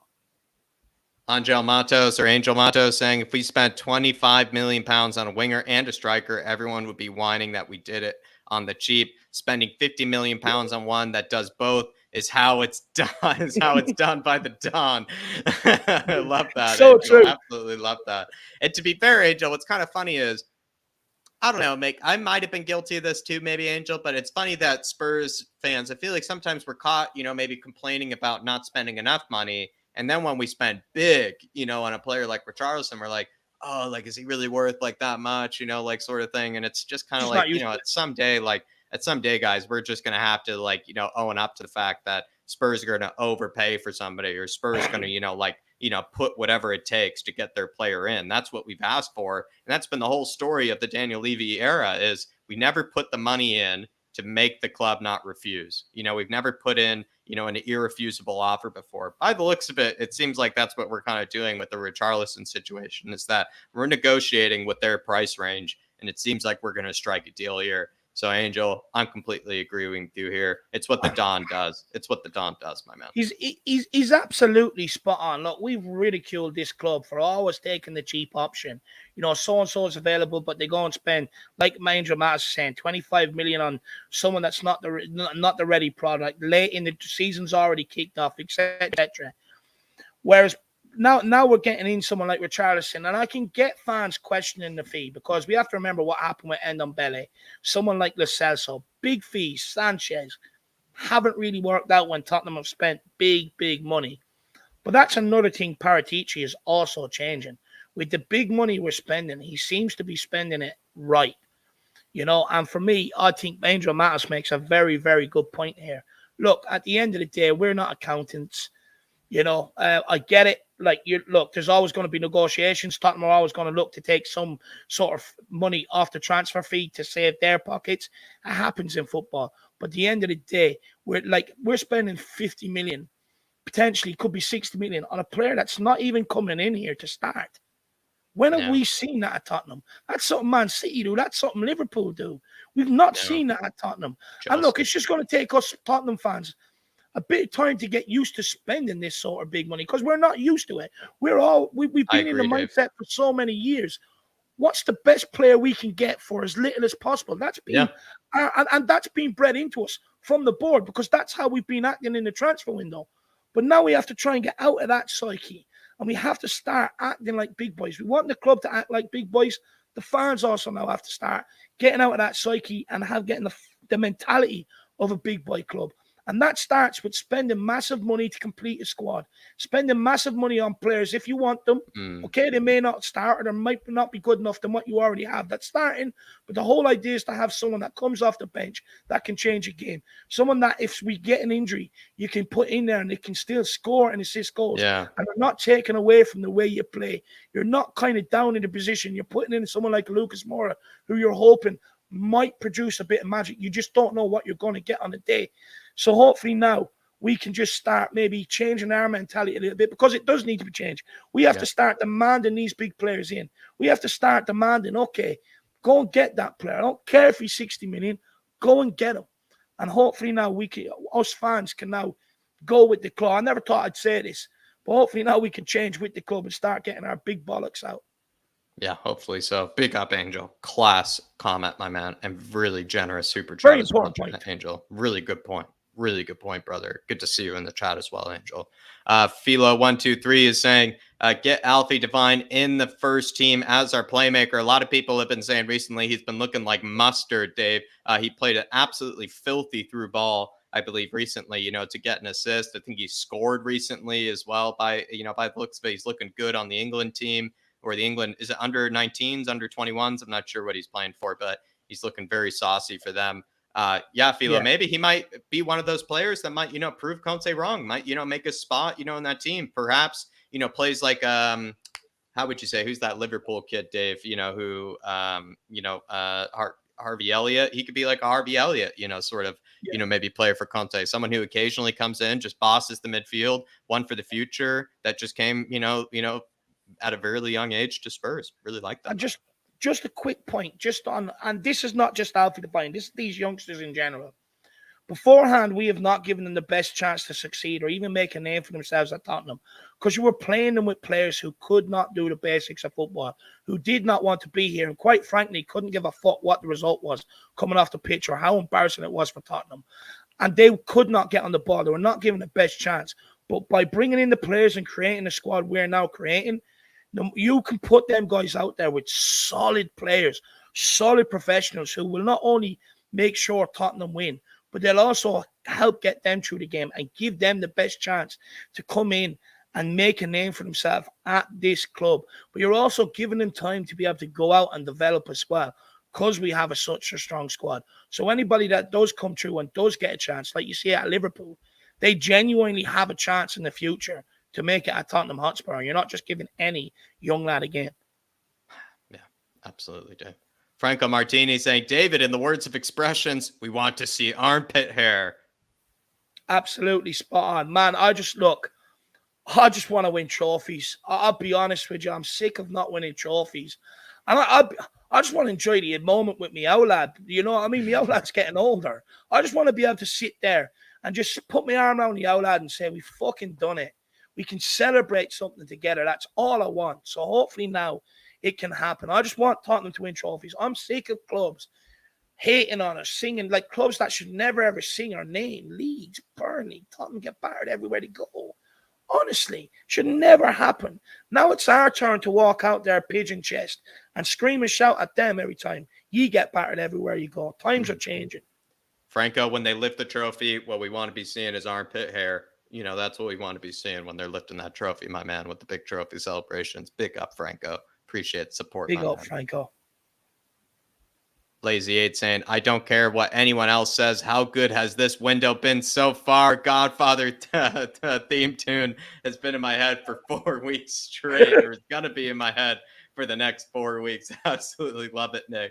But Dave, I think he's probably, a lot of people are just getting kind of tired of this. I can tell in the chat, everybody's like, I'm sick of this. He's the Don. I'm tired of people criticizing these transfers. It seems like people are just loving to see all these deals being done, whether it's, their first choice, second choice, they're just happy to see the deals being done. And they're happy to see Conte going into Korea with all the transfers, more or less, that he basically asked for going into it. I know they're going to be still a few more probably going to be done, but I think what Conte basically asked for was more or less some huge signings to be in the door before he went off to Korea. So by the looks of it, Lazy 8, I don't really know how anybody could be dissatisfied. Kind of like David said before, it just seems like, I don't know, you could probably just throw them like a full birthday party, give them a nice cake, give them a free bottle of champagne. They still find a way, maybe to complain, no, the champagne's not, good enough. It's a bit too cheap. It seems like, sometimes, I don't know, my man. Just play the Godfather theme tune. Just tune them out, Lazy 8. Just tune them out. Honestly, there's a high percentage of chance, and this is your weather forecast across the world for tomorrow, that the Don Hotspur is actually going to wake up with a cape, a cigar in his mouth, listening to the Godfather theme tune. It's probably going to happen. It's probably a sort. Nick, times are changing at this club. Paratici has been good for this football club. I cannot wait to see what happens next season. But if you want, even look beyond that. Keep Conte here long term. The signings are only going to get better. We're going to be able to spend more money and get in specific players because we don't have to fill 10, 12, 11 spaces in the squad. You have very few left to fill. This guy's doing a great job, and hopefully now we can all get on this Paratici train. Choo-choo, the Don is cooking. Tell him what you want for dinner. He'll make it for you. I just want to say, everybody who's come in from the Matt Hayes stream, big yourselves up. Really appreciate the support, guys. You have no idea. It's an exciting time to be alive, an exciting time to be a Spurs fan. The signing's coming in this door. A new update from Fabrizio Romano as of 3 minutes ago, and I hope my phone doesn't die. Not 7%. I thought it was 1%, 7%. And he says, Barcelona and Tottenham are working on final details of Clement Lenglet loan deal, including salary situation. The player is waiting for negotiations to be completed very soon. Tottenham are working on both Lenglet and Richarlison deals. That is the latest from Fabrizio Romano. And like I said to people, just remember, Friday could be a massive day for this football club. Greta Steinson is set to be announced Friday. We're also going to get into this new guy who's coming in as a set-piece specialist, as a coach. He's going to be hopefully announced Friday. And you could also get Richarlison and Lenglet at the rate this week is going, also announced here Friday. Before we jet off to preseason, we could end up all be sitting there with some big, massive press conference, some big, massive unveiling. And at the end of the day, I'm absolutely buzzing. I'm super excited going into next season. Those of you who is new here, go back and watch all what we've said before. I know you're all over it, Matty Hayes. Don't blame me. He is the transfer guru. But, go back and listen to everything we've said on Paratici, Conte, the signings, everything else. Your mind will be blown. But big up, Matty. You're a good man, and thank you for the raid. Everyone, love you, Matt. Smash the subscribe button and like button.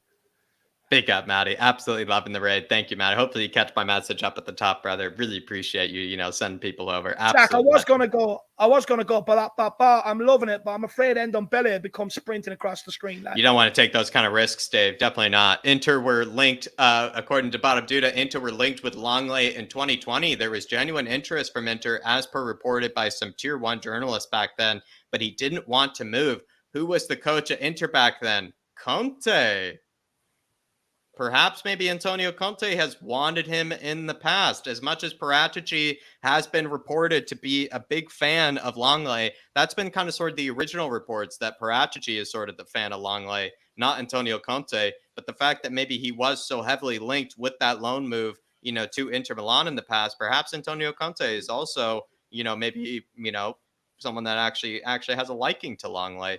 Could make sense. He can play in the middle of the back three, probably could play as a left-sided center back. I guess we'll find out, which position Lenglet maybe looks best in. But who knows, Dave? I really love this. And this is why we love to bottom Duda as well, Dave. The designated Serie A expert, but he's saying, Lenglet, apparently that was someone Conte liked.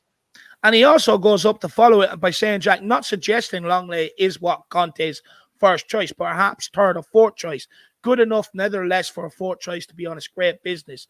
And look, maybe is someone that maybe Conte has probably kept his eye on. Maybe it's that he could come in, he could do a job. And look, at the end of the day, let's not brush over it. He is third, fourth choice. He is third, fourth choice. But like we said, the fact that it's on loan, it means our long-term sites, you're sitting like you have a nice cake in front of you, but you have an even bigger cake at the back, and you're sitting there with binoculars, and that's what Bastoni and Gavardiol are. They're that big, juicy cake with the icing and the cherry on the top, and you're overlooking that little cupcake you have with the binoculars. That's our long-term target is Bastoni and Gavardiol, and that's why it's smart not to waste the money and to get this guy in on loan. And like I already said, it's also genius because if it does come to a situation where Gavardiol wants to leave or Inter do have to push Bastoni out the door, we still have that cash available to now go and pursue it if it comes over later in the window than if we would have spent on Lenglet. So it's a great piece of business to bottom do it. I get why fans will be hesitant. I get why fans will be critical. It is third or fourth choice. But in terms of longer targets, very well done. Very well structured. Structured in a way Tottenham fans should be happy with. We're not tied into it. I wish I could add something onto that to bottom Duda, but Dave actually put it so perfectly there that I don't really know what else I could add without being rude to the guy. So to bottom Duda, I know you want probably a bit more from us, but David put it so perfectly there. And to bottom Duda, the scout report on Lenglet is happening tomorrow. The Richarlison scout report's happening tomorrow on Flat Cap. I'll send them over to you personally, my man, so you can check them out. Big up to bottom Duda. Really appreciate support. And I actually had no idea, which is why we love you, my man. You're absolute Serie A genius, absolute Serie A expert, designated Conte expert. This guy honestly could write a thesis on Inter Milan and Antonio Conte's years there. Love you to bottom Duda. Absolutely. Big up the bottom. Hope you're keeping well, brother. Tony Rodriguez becoming a new Flat Cap member. Big up, Tony. Hopefully you're keeping well. I think he's all the way out in Sweden as well. Big up, Tony. Hopefully everything's keeping well. Dark Sun G says Richarlison knows how to win because he won at the Olympics. That is true. That Brazil team dominated the Olympics. And I actually, when I watched them play, I think it was like the German Olympic team, Dave, they were up like 3-0 or whatever it was, like within like 30 or 40 minutes. And I was like, geez, like they're going to really destroy this tournament, if they're making these guys look like, absolute chumps. So honestly, Dark Sun G, Richarlison, he is a winner, and he's actually probably desperate to win. Like, he really was hungry to win that Olympic gold medal, just an Olympic gold medal, and he was hungry to win, let alone a Champions League, a domestic trophy or anything like that. Imagine him, when he sees the Carabao Cup, he's probably just going to lunge at it, or something like that. Dark Sun G is hungry. More winners. Okay, go on then. I don't mind. Bring me all the winners you want. At the end of the day, I've said this before. I just want to win. I just want to win trophies. That's where my joy comes from. If we lose, I am like a fucking 2-year-old. My toys are out the pram. I don't want to speak to anybody. It gets me down, and my mood is ruined for the week. I'm pissed off. When we win, I love life. I'm buzzing. I'm smiling. I'm happy. And I just couldn't give a shit when we win. And I just dog every other team out there. And that's why I just want to win. So, Jack, if you're telling me we're lining up more winners and bringing them in, just give me them already. Give me them. The queue. Make the queue. Get them in there. Big up Dark Sun G. Tottenham teacher, just wanted to say hello to you, Mario. Good to see you in the chat, my man. He says, what an unfamiliar season. Hello, lads. And he just has that badge behind the beside the name. And it's just good to see you, Mario. Good big up, my man.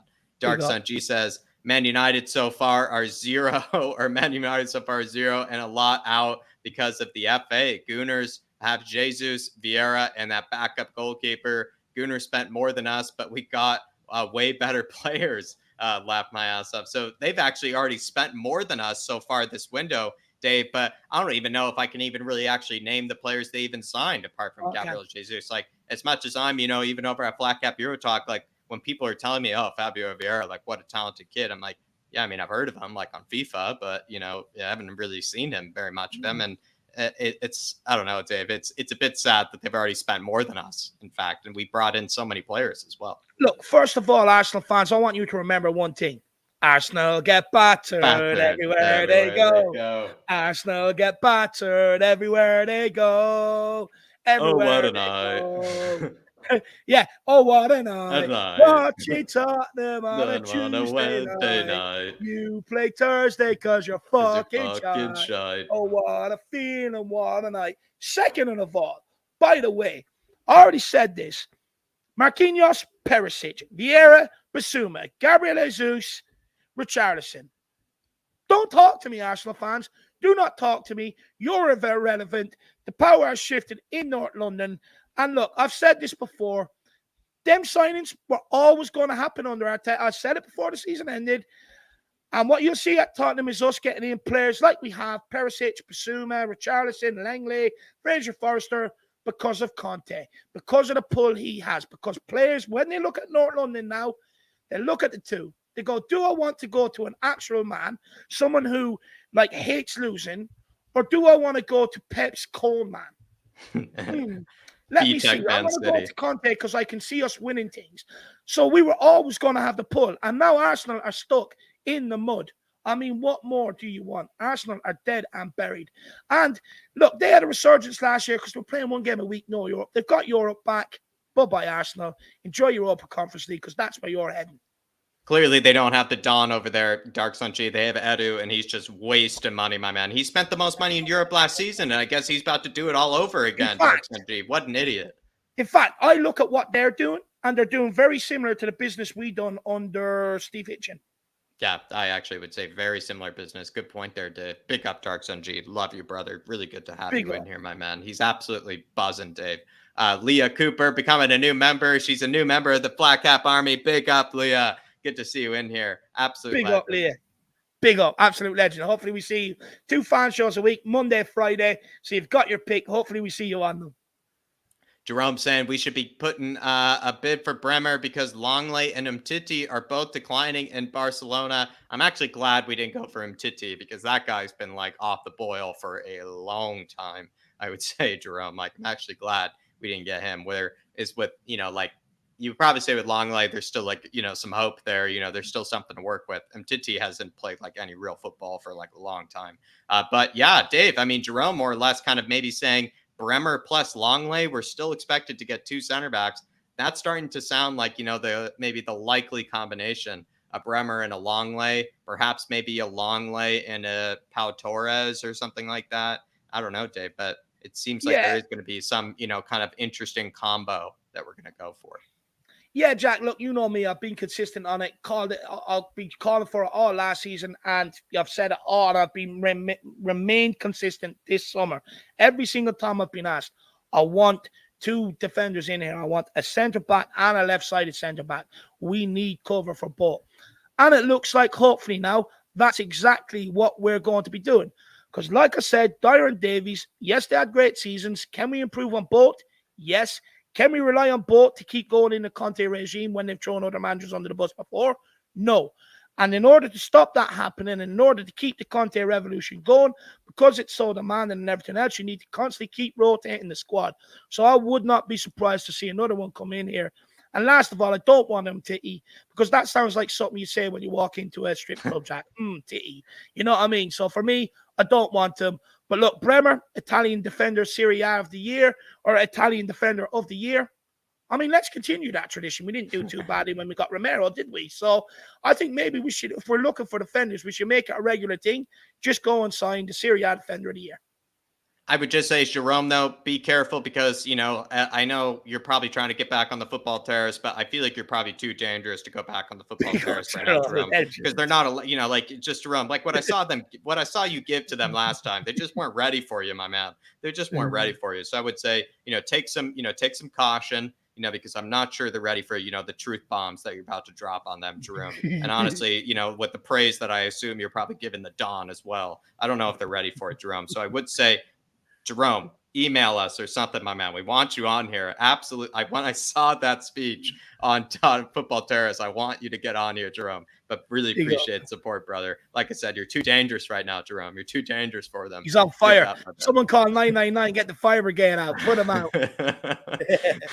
Loves Music says the Spurs fans / YouTube guys are immense. The Woolwich fans are so angry. Also known as AFTV and Lee Gunner. That fan base and club are literally finished. I would actually say AFTV are not in a good place because they're showing a lot of praise for some of the signings that they put in recently. At the end of the day, Lee Gunner is probably the most pessimistic fan in the world. So with everything that's going wrong for Arsenal, I would say Lee Gunner is probably doing quite well for himself, to be fair. But I would say with AFTV, Dave, I mean, they were putting out, edits of Richarlison and, Arsenal kits. They were putting out edits of Rafinha and Arsenal kits. They're saying Gabby Jesus is going to get 20 goals a season, all this sort of stuff. I mean, I'm actually a bit worried for the AFTV crowd. Like they're going to start getting memed. They're going to start getting clipped. It's getting a bit bad. Yeah, look, what I will say, Jack, is look, life is just resuming to how I knew it. The good days, challenging for the league title, going far in the cup, semi-finals, finals, Champions League final. And what I used to love is, watching Tottenham win, of course, winning style, playing the Tottenham way. And then just to top it off, the creme de la creme. Do you know when you get a coffee and then you upgrade to an Irish coffee and get that whiskey and the cream on top?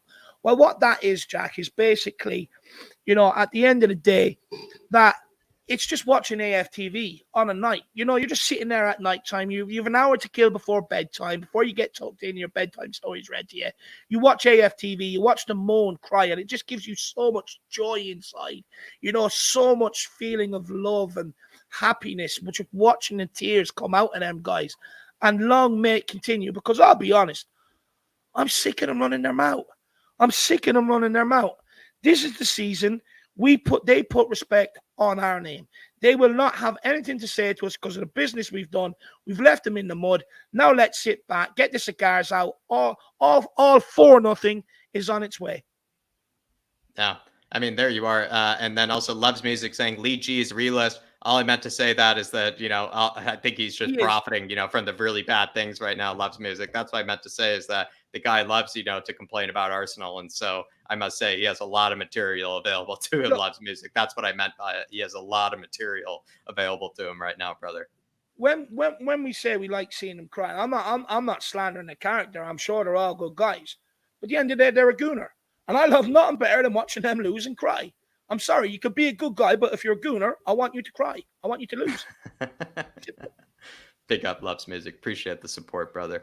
Dark Side G says, we have great memory for third choice. Remember in January, our first choice was Diaz. Second was Traore. And who is our third? The ginger from Sweden, Kulu on loan. Hope for the same thing. Dave, I guess we've had some luck, in the past with, the fourth choice, third choices. This is actually kind of interesting, point here made by Dark Sun G with the, Kulusevski actually kind of coming out of nowhere. We were kind of linked with him originally, in that deal. But then all of a sudden, like Dave, last 2 days of the window, it's like Kulusevski all of a sudden is just through the door, and it turned out to be one of the best signings Spurs have made in the forward line in a very, very, very long time. Probably one of the best signings, at least in, I don't know, last 4 or 5 years, probably, at least in the front line, until maybe Sonny, came. So if you ask me, Dave, like maybe, I don't know, maybe Dark Sun G's right. Paratici's had some luck with the third, fourth choices. I actually, look, I definitely see where people are coming. It's definitely kind of the way the order went. But Kulusevski was definitely ahead of the choice in the pecking order for Traore. If Tottenham really wanted Traore, we would have went and got Traore. We would have got him from Wolves. We would have got the deal done before Barcelona even became sniffing around. if we really wanted him. We didn't. All along, we were holding out for Kulusevski and Bentancur. You look at the way we had Amrabat there lined up. Look, he's set to come in. Why are we delaying? We need players in the door. Why didn't we knee-jerk and go for Traore? Because all along we were monitoring Juve's situation with Vlahovic, with that guy, what's his name, Jack? Zakaria. You know, we're watching their situation, what was going on there. Paratici would have been alerted. So we were just sitting back, waiting for that to happen and take our men. Dangerous to do? Yes, because if you didn't get Kulusevski, you would have lost out on Traore. But at the end of the day, these guys, for me, were our targets. I'd said this at the time. We're getting in quality over quantity. And for me, that's exactly what we've done. And I do think Kulusevski, look, maybe after Diaz was probably our second choice, but definitely wasn't our third choice. No one could tell me he wasn't ahead of Traore on the pecking list, because all you got to do is look at Kulusevski and look at the outlet, the output this guy has compared to Traore. Traore is a road runner. He'll sprint you from one end of the pitch to the other faster than any other player in the Premier League. But if you can't put the ball in the box, it doesn't make a difference. And I've said this time and time again, pace does not make a player. I'd rather a slow player that his brain moves quicker than his feet, rather than a player where his feet moves quicker than his brain. Yeah, I completely agree with you there, Dave. Big up Dark Sun G, my man. And honestly, hopefully this third, fourth choice with Lenglet goes exceptionally well. Big up, brother, though. We are just going to get through a bit of the rest of the news, everybody. Then we are going to get through the rest of the super chats. We do promise. But we did just maybe speak about everything having to do with Lenglet. So if you do want to check that out and everything having to do with Richarlison, just feel free to go back, into the stream. But we are going to move on, Dave, to actually the Bissouma, sort of situation. If you will. And I think this is, going to be an interesting one. Just trying to take away the Dark Sun G. My bad. I'll do that now. Sorry. Bissouma, everybody, we are going to talk about that case that has been cleared. Matt Barlow from the Mail has said that Tottenham midfielder Yves Bissouma is clear of the sexual assault allegations. Bissouma and a man in his 40s were arrested in the early hours of October 6th last year when police were called to his seafront nightclub in Brighton. Bissouma is in the clear following the most recent stage of proceedings, released with no further action. A spokesman for Sussex Police told Sportsmail a man in his 40s from Brighton who was arrested on suspicion of sexual assault had his conditional bail extended until July 4th, 2022. A man in his 20s, also from Brighton, who was arrested on suspicion of sexual assault, has been released with no further action to be taken.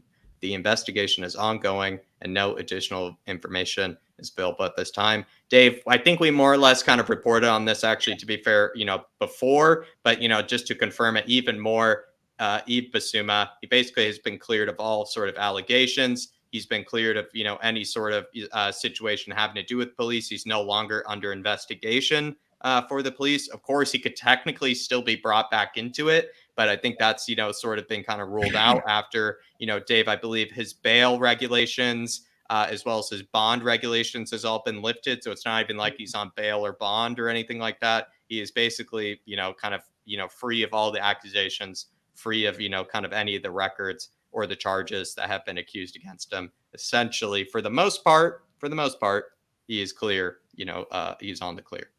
You could say. Yeah, look, do you know what, Jack? On this one, look, first of all, I'm not going to throw any shade around on, and I've seen the arguments today on social media, which I think, I'll be honest, I think is a bit ridiculous, where it's kind of like, to all them people who prejudge Bissouma, blah, blah, blah, blah. Forget about it. It's done with. He's being cleared. That's the main thing here. Now, what I will say is, I think in terms of Bissouma's case, Jack, he can now go into the new season with a clear head, get his head down, put this behind him, concentrate on his football, and come back bigger and better from it. And I actually think we might actually see Bissouma explode in the Tottenham team this year, because this is a guy who's had this hanging over him for the last year. You know what I mean? Where now his head will be clear. The only thing to do now in order to put it well and truly in the past is concentrate on your football and put your name in the papers for the right reasons. And hopefully now we will see that from Bissouma. Even though it's not his fault, it's guilty by association. But hopefully now he can just put that well and truly in the past and get his name in the papers for the right. Yeah, get his name in the papers for the right reasons, for what they should be in it for. I also want to give a little bit of praise here to Tottenham. And we kind of said at the time, they've clearly done their homework on this situation.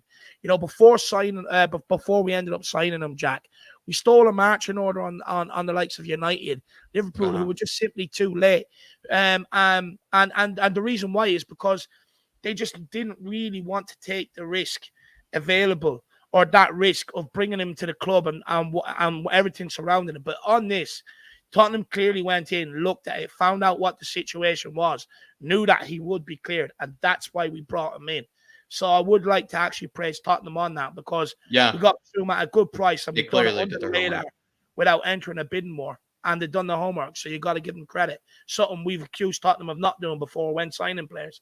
Yeah, that's fair, actually, Dave. We didn't do that in the case of Ndombele, probably didn't do that in the case of GLC or other players, and we've definitely have done, the opposite in the case of Bissouma. Very much have done our homework, very much have done our due diligence, done our research on the player. It is very good to see. I don't know what else I can really touch on. I think we more or less, like when we first signed the guy, Dave, we did a bunch of research on, the case, and I think maybe more or less the journalists have kind of caught up, on the research that, that's kind of been done here. But it is really nice to see that he is, free of all allegations, free of all charges, and is no longer under investigation, and is no longer under bail or bond conditions, essentially meaning for the most part, he is basically having that huge burden and that huge weight of those, kind of charges against him, very serious ones, lifted from him. And hopefully, Dave, he can go into, the new season without having anything over his head, like you just said. Absolutely. Yeah. Absolutely. Sorry. I just wanted to get, we just had two super chats to get through. And Donovan Osterreicher, great name. Hopefully you're keeping well up in Canada as well, my man. Hopefully you see you on the fan show too. Says, what's the news on Richarlison? I heard we have 24 hours to get it done. What's the sources saying? Anything from Romano Hayes? I just tuned in. Donovan, Richarlison is happening. He's getting desperate here, Dave. He's getting desperate. Give it to me now. Richarlison is happening. It's essentially, Donovan, Everton have 24 hours to meet these financial fair play restrictions. They are going to need that money from Spurs. So whatever fee is going to be agreed is going to happen. But Richarlison is headed to Spurs. Longley, the loan deal has happened. It's a loan deal until 2023. That is it. It doesn't look like any option to buy or anything has really even been included, to at least to our knowledge so far. There might be. But, right now it's just a loan until 2023. So far, Donovan, you have, I think, Richarlison probably coming in for around 50 to 60 million, I would reckon. And then, Longley is on loan until 2023. You go back into the, beginning of the stream where we talk about all that right in the beginning of the stream. You can also head on over to Matty Hayes as well, of course, my man, because of course he's going to give you the absolutely top notch and very accurate updates as well. But Donovan, there you are, brother. Hopefully catch you on the fan show. Big up, Donovan. Very exciting times, my man. You're waking up into an absolute brilliant time to be a Tottenham fan. Big up, my man. And then Ben Kaufman says, Dave, if you will. Yeah, I'll do this one. If you smell what the calf is brewing. Big up, Benji. Come on, Tottenham are back, baby. Everybody check out the coffee company. Everybody check out the coffee company as well. Great channel. Tottenham Gold saying, I've not been this excited since the 1980s. Come on, you Spurs. I mean, honestly, Dermot, if you're getting 1980s vibes from this, that's practically one of the best eras it ever was, maybe, to be a Spurs fan. So this is maybe just getting me a bit giddy now, Dermot. Giannis are going to have to stop it. Don't give it that much hype, my man. It hasn't even started. Big up, Dermot, though. Appreciate the support, brother, especially on Black Cap earlier. Really do appreciate your support, brother. Dark Sun G says, this season we'll do the double against the Gooners, Dave. So, I mean, how would that look to you? I mean, we're going to not only finish above them, then maybe grab a trophy above them as well, Dave? Yeah, look, we grab a trophy, maybe actually beat them at the Emirates, at the Library. But do you think we can beat them at the Library, Dave? At the toilet bowl? 100%, Jack. Look, we went there last year, fractured in a very defensive Nuno team, couldn't buy goals. And look, as we know, the players didn't want to be there under Nuno. And look, that's the result of it. End of the day, the hiding we had to take at Arsenal. And look, going away to Arsenal, notoriously in the North London Derby, the home team always win. So you're already going in there with fear. But with how badly we beat them up, submitted, beat them into submission, rattled them. The away section was empty by 75 minutes. They could not regain their composure, end up fucking up against Newcastle, could not see out the end of the season. We will absolutely, and we done that with the bare minimum team, by the way, bare minimum. Let alone without Perisic, Bissouma, Lenglet, Richarlison coming in, players that can come off the bench, players that potentially could start and help our cause. We're walking into their home stadium, the library, the toilet bowl. I'm not even going to give it the grace of calling it the fucking Emirates. It's the toilet bowl, right? That's what it is. We are walking in there and we are flushing them. We are flushing them. We are absolutely going to destroy them. And not only that, we're going to leave a big dookie right in the middle without flushing and leave. That's what's happening. There you are. Absolutely love it. Big up, Dark Sun G. Last bit of news, everybody, for today. And we are going to be chatting about actually a new hiring, made by Antonio Conte himself. Football London reported today that Antonio Conte could be set to make a very important acquisition at Tottenham Hotspur this summer in Gianni Vio. Tottenham are in advanced talks, but a deal has not yet been finalized, nor is his arrival imminent. Vio is a very highly rated set piece specialist, and his game has, been or his set piece game has done very well over at Palermo, Fiorentina, and AC Milan back in his homeland of Italy. Vio was at the Euro 2020s as part of Roberto Mancini's backroom team here, everybody, with the specialist coach reportedly designing over 4,830 different set piece routines, which the Azzurri could choose between from their free kicks and their corners. And they were a very deadly team in the Euros and a very well-organized team, I must say, that Italy team. They were very well-organized and well-drilled. Tottenham have struggled from set pieces in recent seasons, notably conceding from 10 set pieces in the Premier League last campaign, and then only scoring 8 actually from, our own set pieces. Former Palmero boss Walter Zuniga said that the specialist coach in the past has said about him, he isn't just a free kick wizard. He is like having a 15 or 20 goal striker in the team. A 20 goal a season player can get injured. He can get suspended, but there are set pieces in every game, always, and he knows how to exploit them best. He's very skilled at it. He manages to get players scoring who otherwise wouldn't score. Vio's also spent time with both Brentford and Leeds United in the past. Over at Brentford, the introduction of Vio that summer saw a huge improvement from set pieces as they scored 15 in the championship, the 4th best in the league, with Burnley coming out on top with 20. At Leeds, it didn't really go so well for some reason. I can't really explain, but this is off the back of recruiting Gretar Steinson, who is set to join Spurs this Friday as performance director, along with Andy Scolding later in the summer as his assistant, who are both highly rated recruitment specialists. Another hiring, Dave, and this guy is a set piece specialist, someone that's going to help us get those kind of West Ham, sort of goals, which would be nice. Because I must say, what I do like about a set piece goal, Dave, is that maybe when you don't deserve to be ahead, it's a great way just to, just get that little bit of breathing room. Yeah, look, Jack, me and this guy could end up becoming best friends because at the end of the day, people are probably sick of me out there, of me moaning about how bad Tottenham have been from set pieces defensively and attackingly since Jose Mourinho.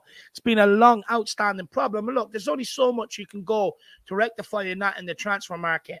You can do that 50% away, but the other 50% has to be done on the training ground. And if you look at clubs nowadays, Jack, they're looking to exploit every single minute detail in order to give them that advantage on the Saturday when they grace that pitch. Liverpool families brought in that throwing coach, so clubs are doing this. Belgium, in fact, signed Ireland's set-piece coach because it was the only way we could score. We were atrocious. But one thing we were good at, Jack, is set pieces. We would batter you from set pieces, defensively and attackingly. And Belgium ended up, because they weren't great at set pieces, they took this guy from Ireland. Ireland have now not been nowhere near as good from set pieces, but Belgium have improved from set pieces.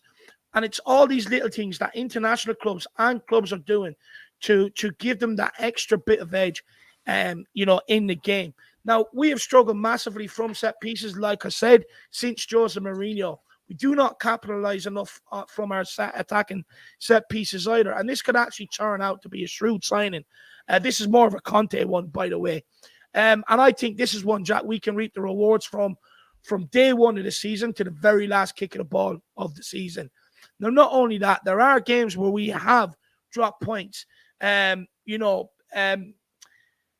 like Brighton, Brentford, when you don't have the answer, when you can't play through them, something like this, having set pieces, could be that difference. You heard what Jack said, everybody. 4,000 odd set pieces. Surely one of them will work against a Brighton or Brentford, and that could be the difference of coming out with the 3 points or coming out with the defeat or the draw, like we've seen in crucial periods. It could also help bridge the gap, that 22-point gap from Tottenham to Man City, with the way the league finished off last season, 22 points between the two clubs. This can help bridge that gap. If you could claim another 12 points off this alone, go back to how many games we lost or we dropped points in because we couldn't defend set pieces. Go back to how many games or how, we don't exploit enough from them going forward. And look, I don't want to be like West Ham or Burnley, but I find it weird when they're sitting up in the corner in the away section celebrating over getting a corner kick, Jack. I used to find that weird because I think that's partly because we don't do that. When we get a set piece, it's like, look, just get the goal kick and get the play going again. You know what I mean? Because we don't do anything from them. But now I can sit there and be buzzing about set pieces because this guy can be the answer. And this guy, not only with the players we're signing, but with this guy as well, I'm excited to see how much of that 22-point gap we can bridge with the transfer window and bringing in this guy with set pieces.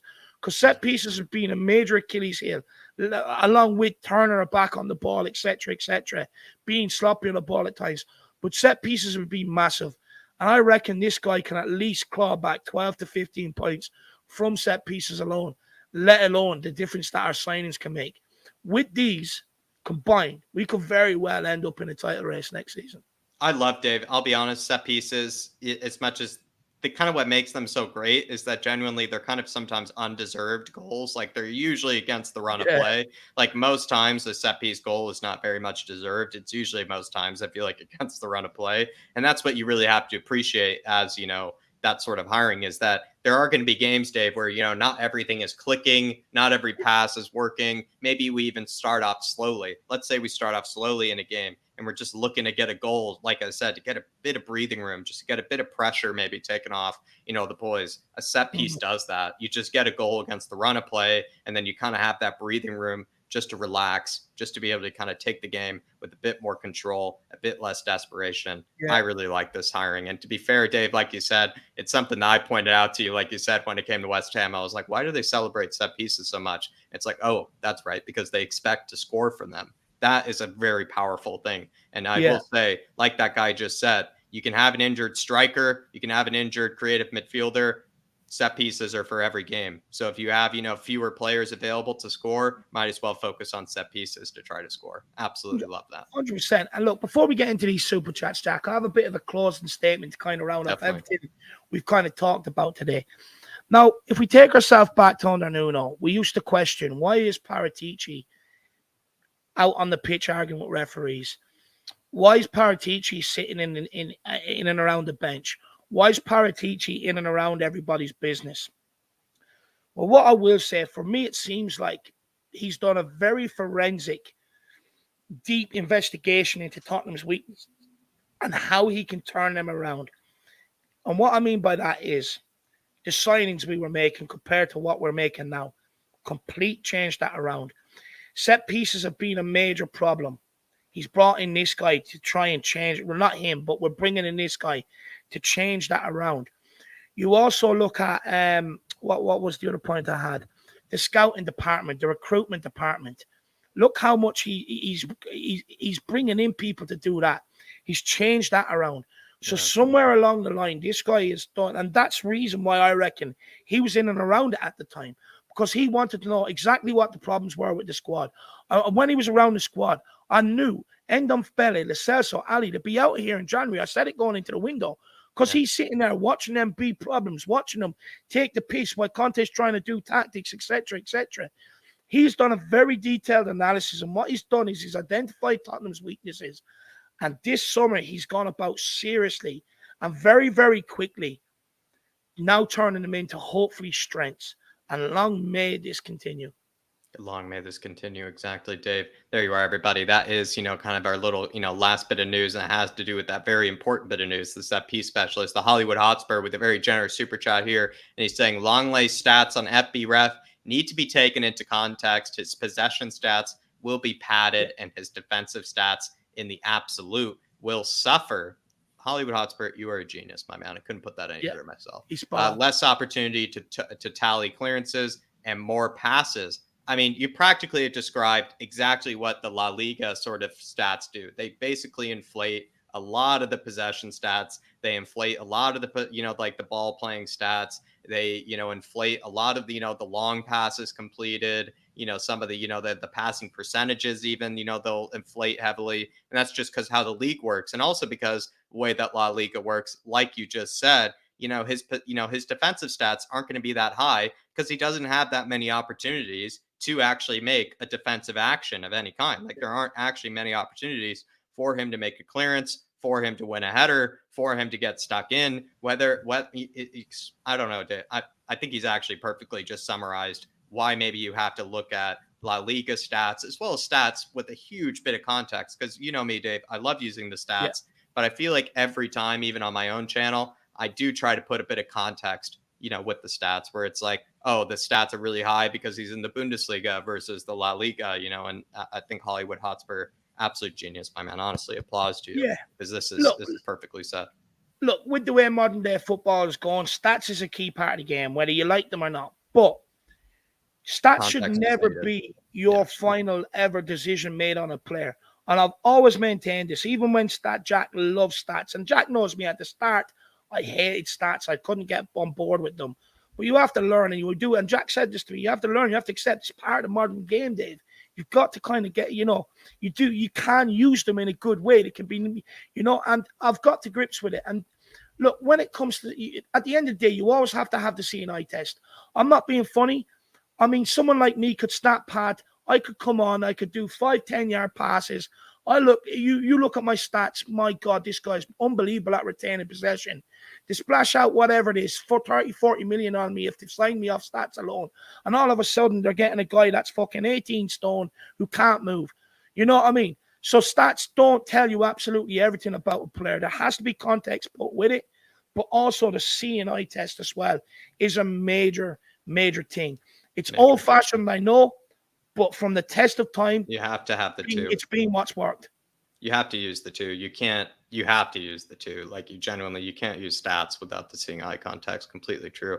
And also Hollywood Hotspur just said it's more about playing for Barca than La Liga. Actually, an even better point. I would say La Liga stats are inflated, but then imagine playing for Barcelona on top of that. It's just, it's inflated even more by what you're saying. And because with Barcelona, they're going to dominate the ball. They're not going to have many opportunities to try to win the ball back. They're the team that dominates the ball. Most teams are sitting back against them. So all of his possession stats are going to be incredibly high, whereas, his defensive stats aren't going to be very high because he plays for a team like Barcelona, who for the majority of the part have the ball. Very good point there, Hollywood Hotspur. Love that. Big up, Hollywood. Appreciate it. He's taking my nickname. I thought I was walking off this stream, Hollywood. Not anymore.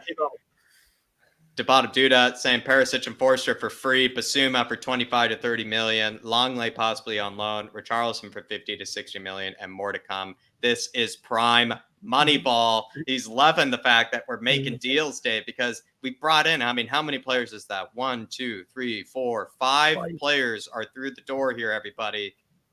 There's still more to come, and we have yet only really spent probably around 80 to 90 million, I would reckon. That's being generous.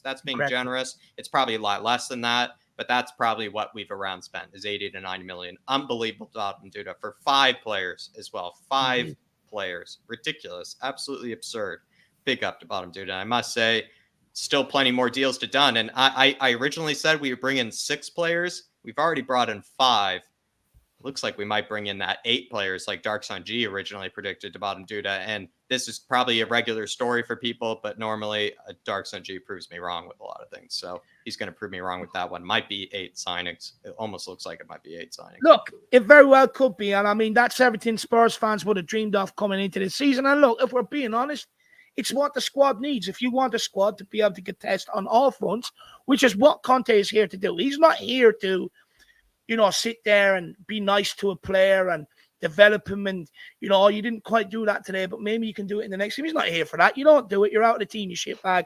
I'll get the next guy in that will do what I want them to do, because what I want them to do breeds success. I have the trophies in my corner to back it up. And with these signings coming in, and with the size of the squad, hopefully we will have going into the new season. I mean, it's exciting times ahead, let alone players that we haven't been able to sell. Just quickly, Harry Winks is rumoured to be a part of the Richarlison deal. Forget about it. Will not happen. I've said this before. Teams do not want Harry Winks. We are trying our best to put things out there to try and lure interest. It's not working. Everton Plus, with the financial fair play, don't have the money to bring in Harry Winks. They need the money from the Richarlison deal. So Winks to Everton probably will not happen. I reckon we were trying to offload Winks and bring in Anthony Gordon. That's what we were trying to do, but that's off the cards. You look at Ndombele. Yeah, you see all these training videos out there, but that's put out there to gather interest in the guy. He has no return to Tottenham. Lo Celso, find that hard to ship out. Rodin, I'm sure you will end up fighting a suitor for that. But the point is, we still have players to get rid of. We still have players we can cash in on, which will just, boost the funds even more. So I wouldn't say, my feeling is maybe Richarlison isn't the first or the last big summer signing in this store this summer. I really like that, Dave. You're probably right. And Bob Judah, I think some people are agreeing with me in the chat, maybe potentially being 8 signings might be coming through the door. So let me know, to Bottom Duda, if you kind of concur. Originally, I went with 6. Looks like it might be 8, my man, and I'll have to be wrong, which is just crazy. Something I love to be wrong about. To be fair, to Bottom Duda. William Kelly in the chat say, please keep my Winky for the homegrown quota.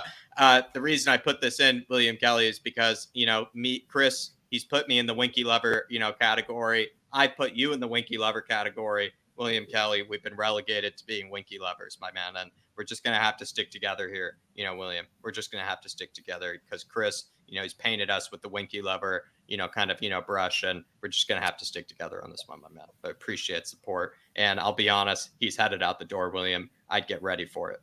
Just get ready for it. He's headed out the door. Thank God I can save my blood pressure tablets, Jack. There's so many things I can save on, because when this guy was playing, I was just sending my blood pressure through the roof.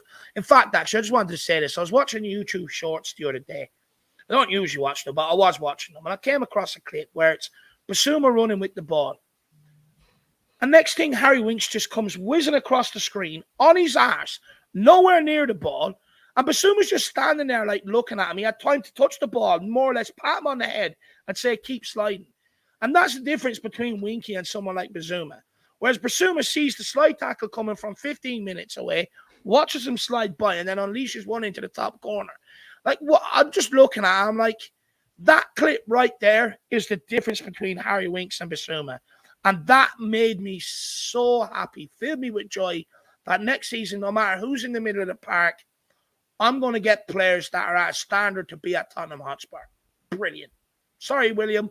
I know you love him. I know you do. And look, he doesn't say he's laughing, Jack, right? But he does it an awful lot. He does it an awful lot, which makes me he jokes about Winks a lot, which makes me think maybe William does have a soft spot. He has a soft spot for him. William. But William, I've now been labeled with the same, I've been labeled with the same title, William. So you're not going to have to, find some, camaraderie in this Winky loving, my man. But big up, William, and it's good to see you in the chat, brother. Appreciate you. Hopefully, say hello to Luke for me as well. Hopefully, big up Luke as well. Shout out to Luke. But there you are, Dave. That is the end of the news update here from everybody. Harris Army, Flat Cap Army, Irish Hotspur Army. We have signed Richarlison and Clement Lenglet. Come on, get in. Here we go. Will be announced. And I'm pretty sure some big photos will be announced from the club. I'd probably assume sometime next week, if you ask me. But everybody, we do have plenty more shows lined up, plenty more content. The Flat Cap Euro Talk is going to have scout reports that are going to be released tomorrow, everybody. I'm going to have a Clement Lenglet scout report being released. Probably going to have to do a Richarlison one in the same day. So everybody, I would just say, hit that notification bell on top of that, because there will be plenty of scout reports about Lenglet. I'll be talking about his stats, which parts of it might be, too much reading into, which parts you can read into. We'll look at the Richarlison stats as well. He does have a Richarlison video up, and we did put it in the community section for you all. So I would say definitely rewatch that Richarlison video, while you're probably waiting, for more kind of Richarlison content to come out. But Dave, passing it off back to you. Really, honestly, fantastic stream.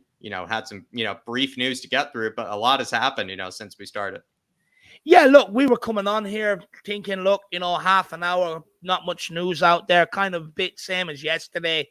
Half an hour, and we're out here. But I don't know why, but all of a sudden news started coming out as soon as we started going live, and that's why we're sitting here for 2 hours. But I would the reason why I'm not complaining, guys, is and I said this earlier on in the stream.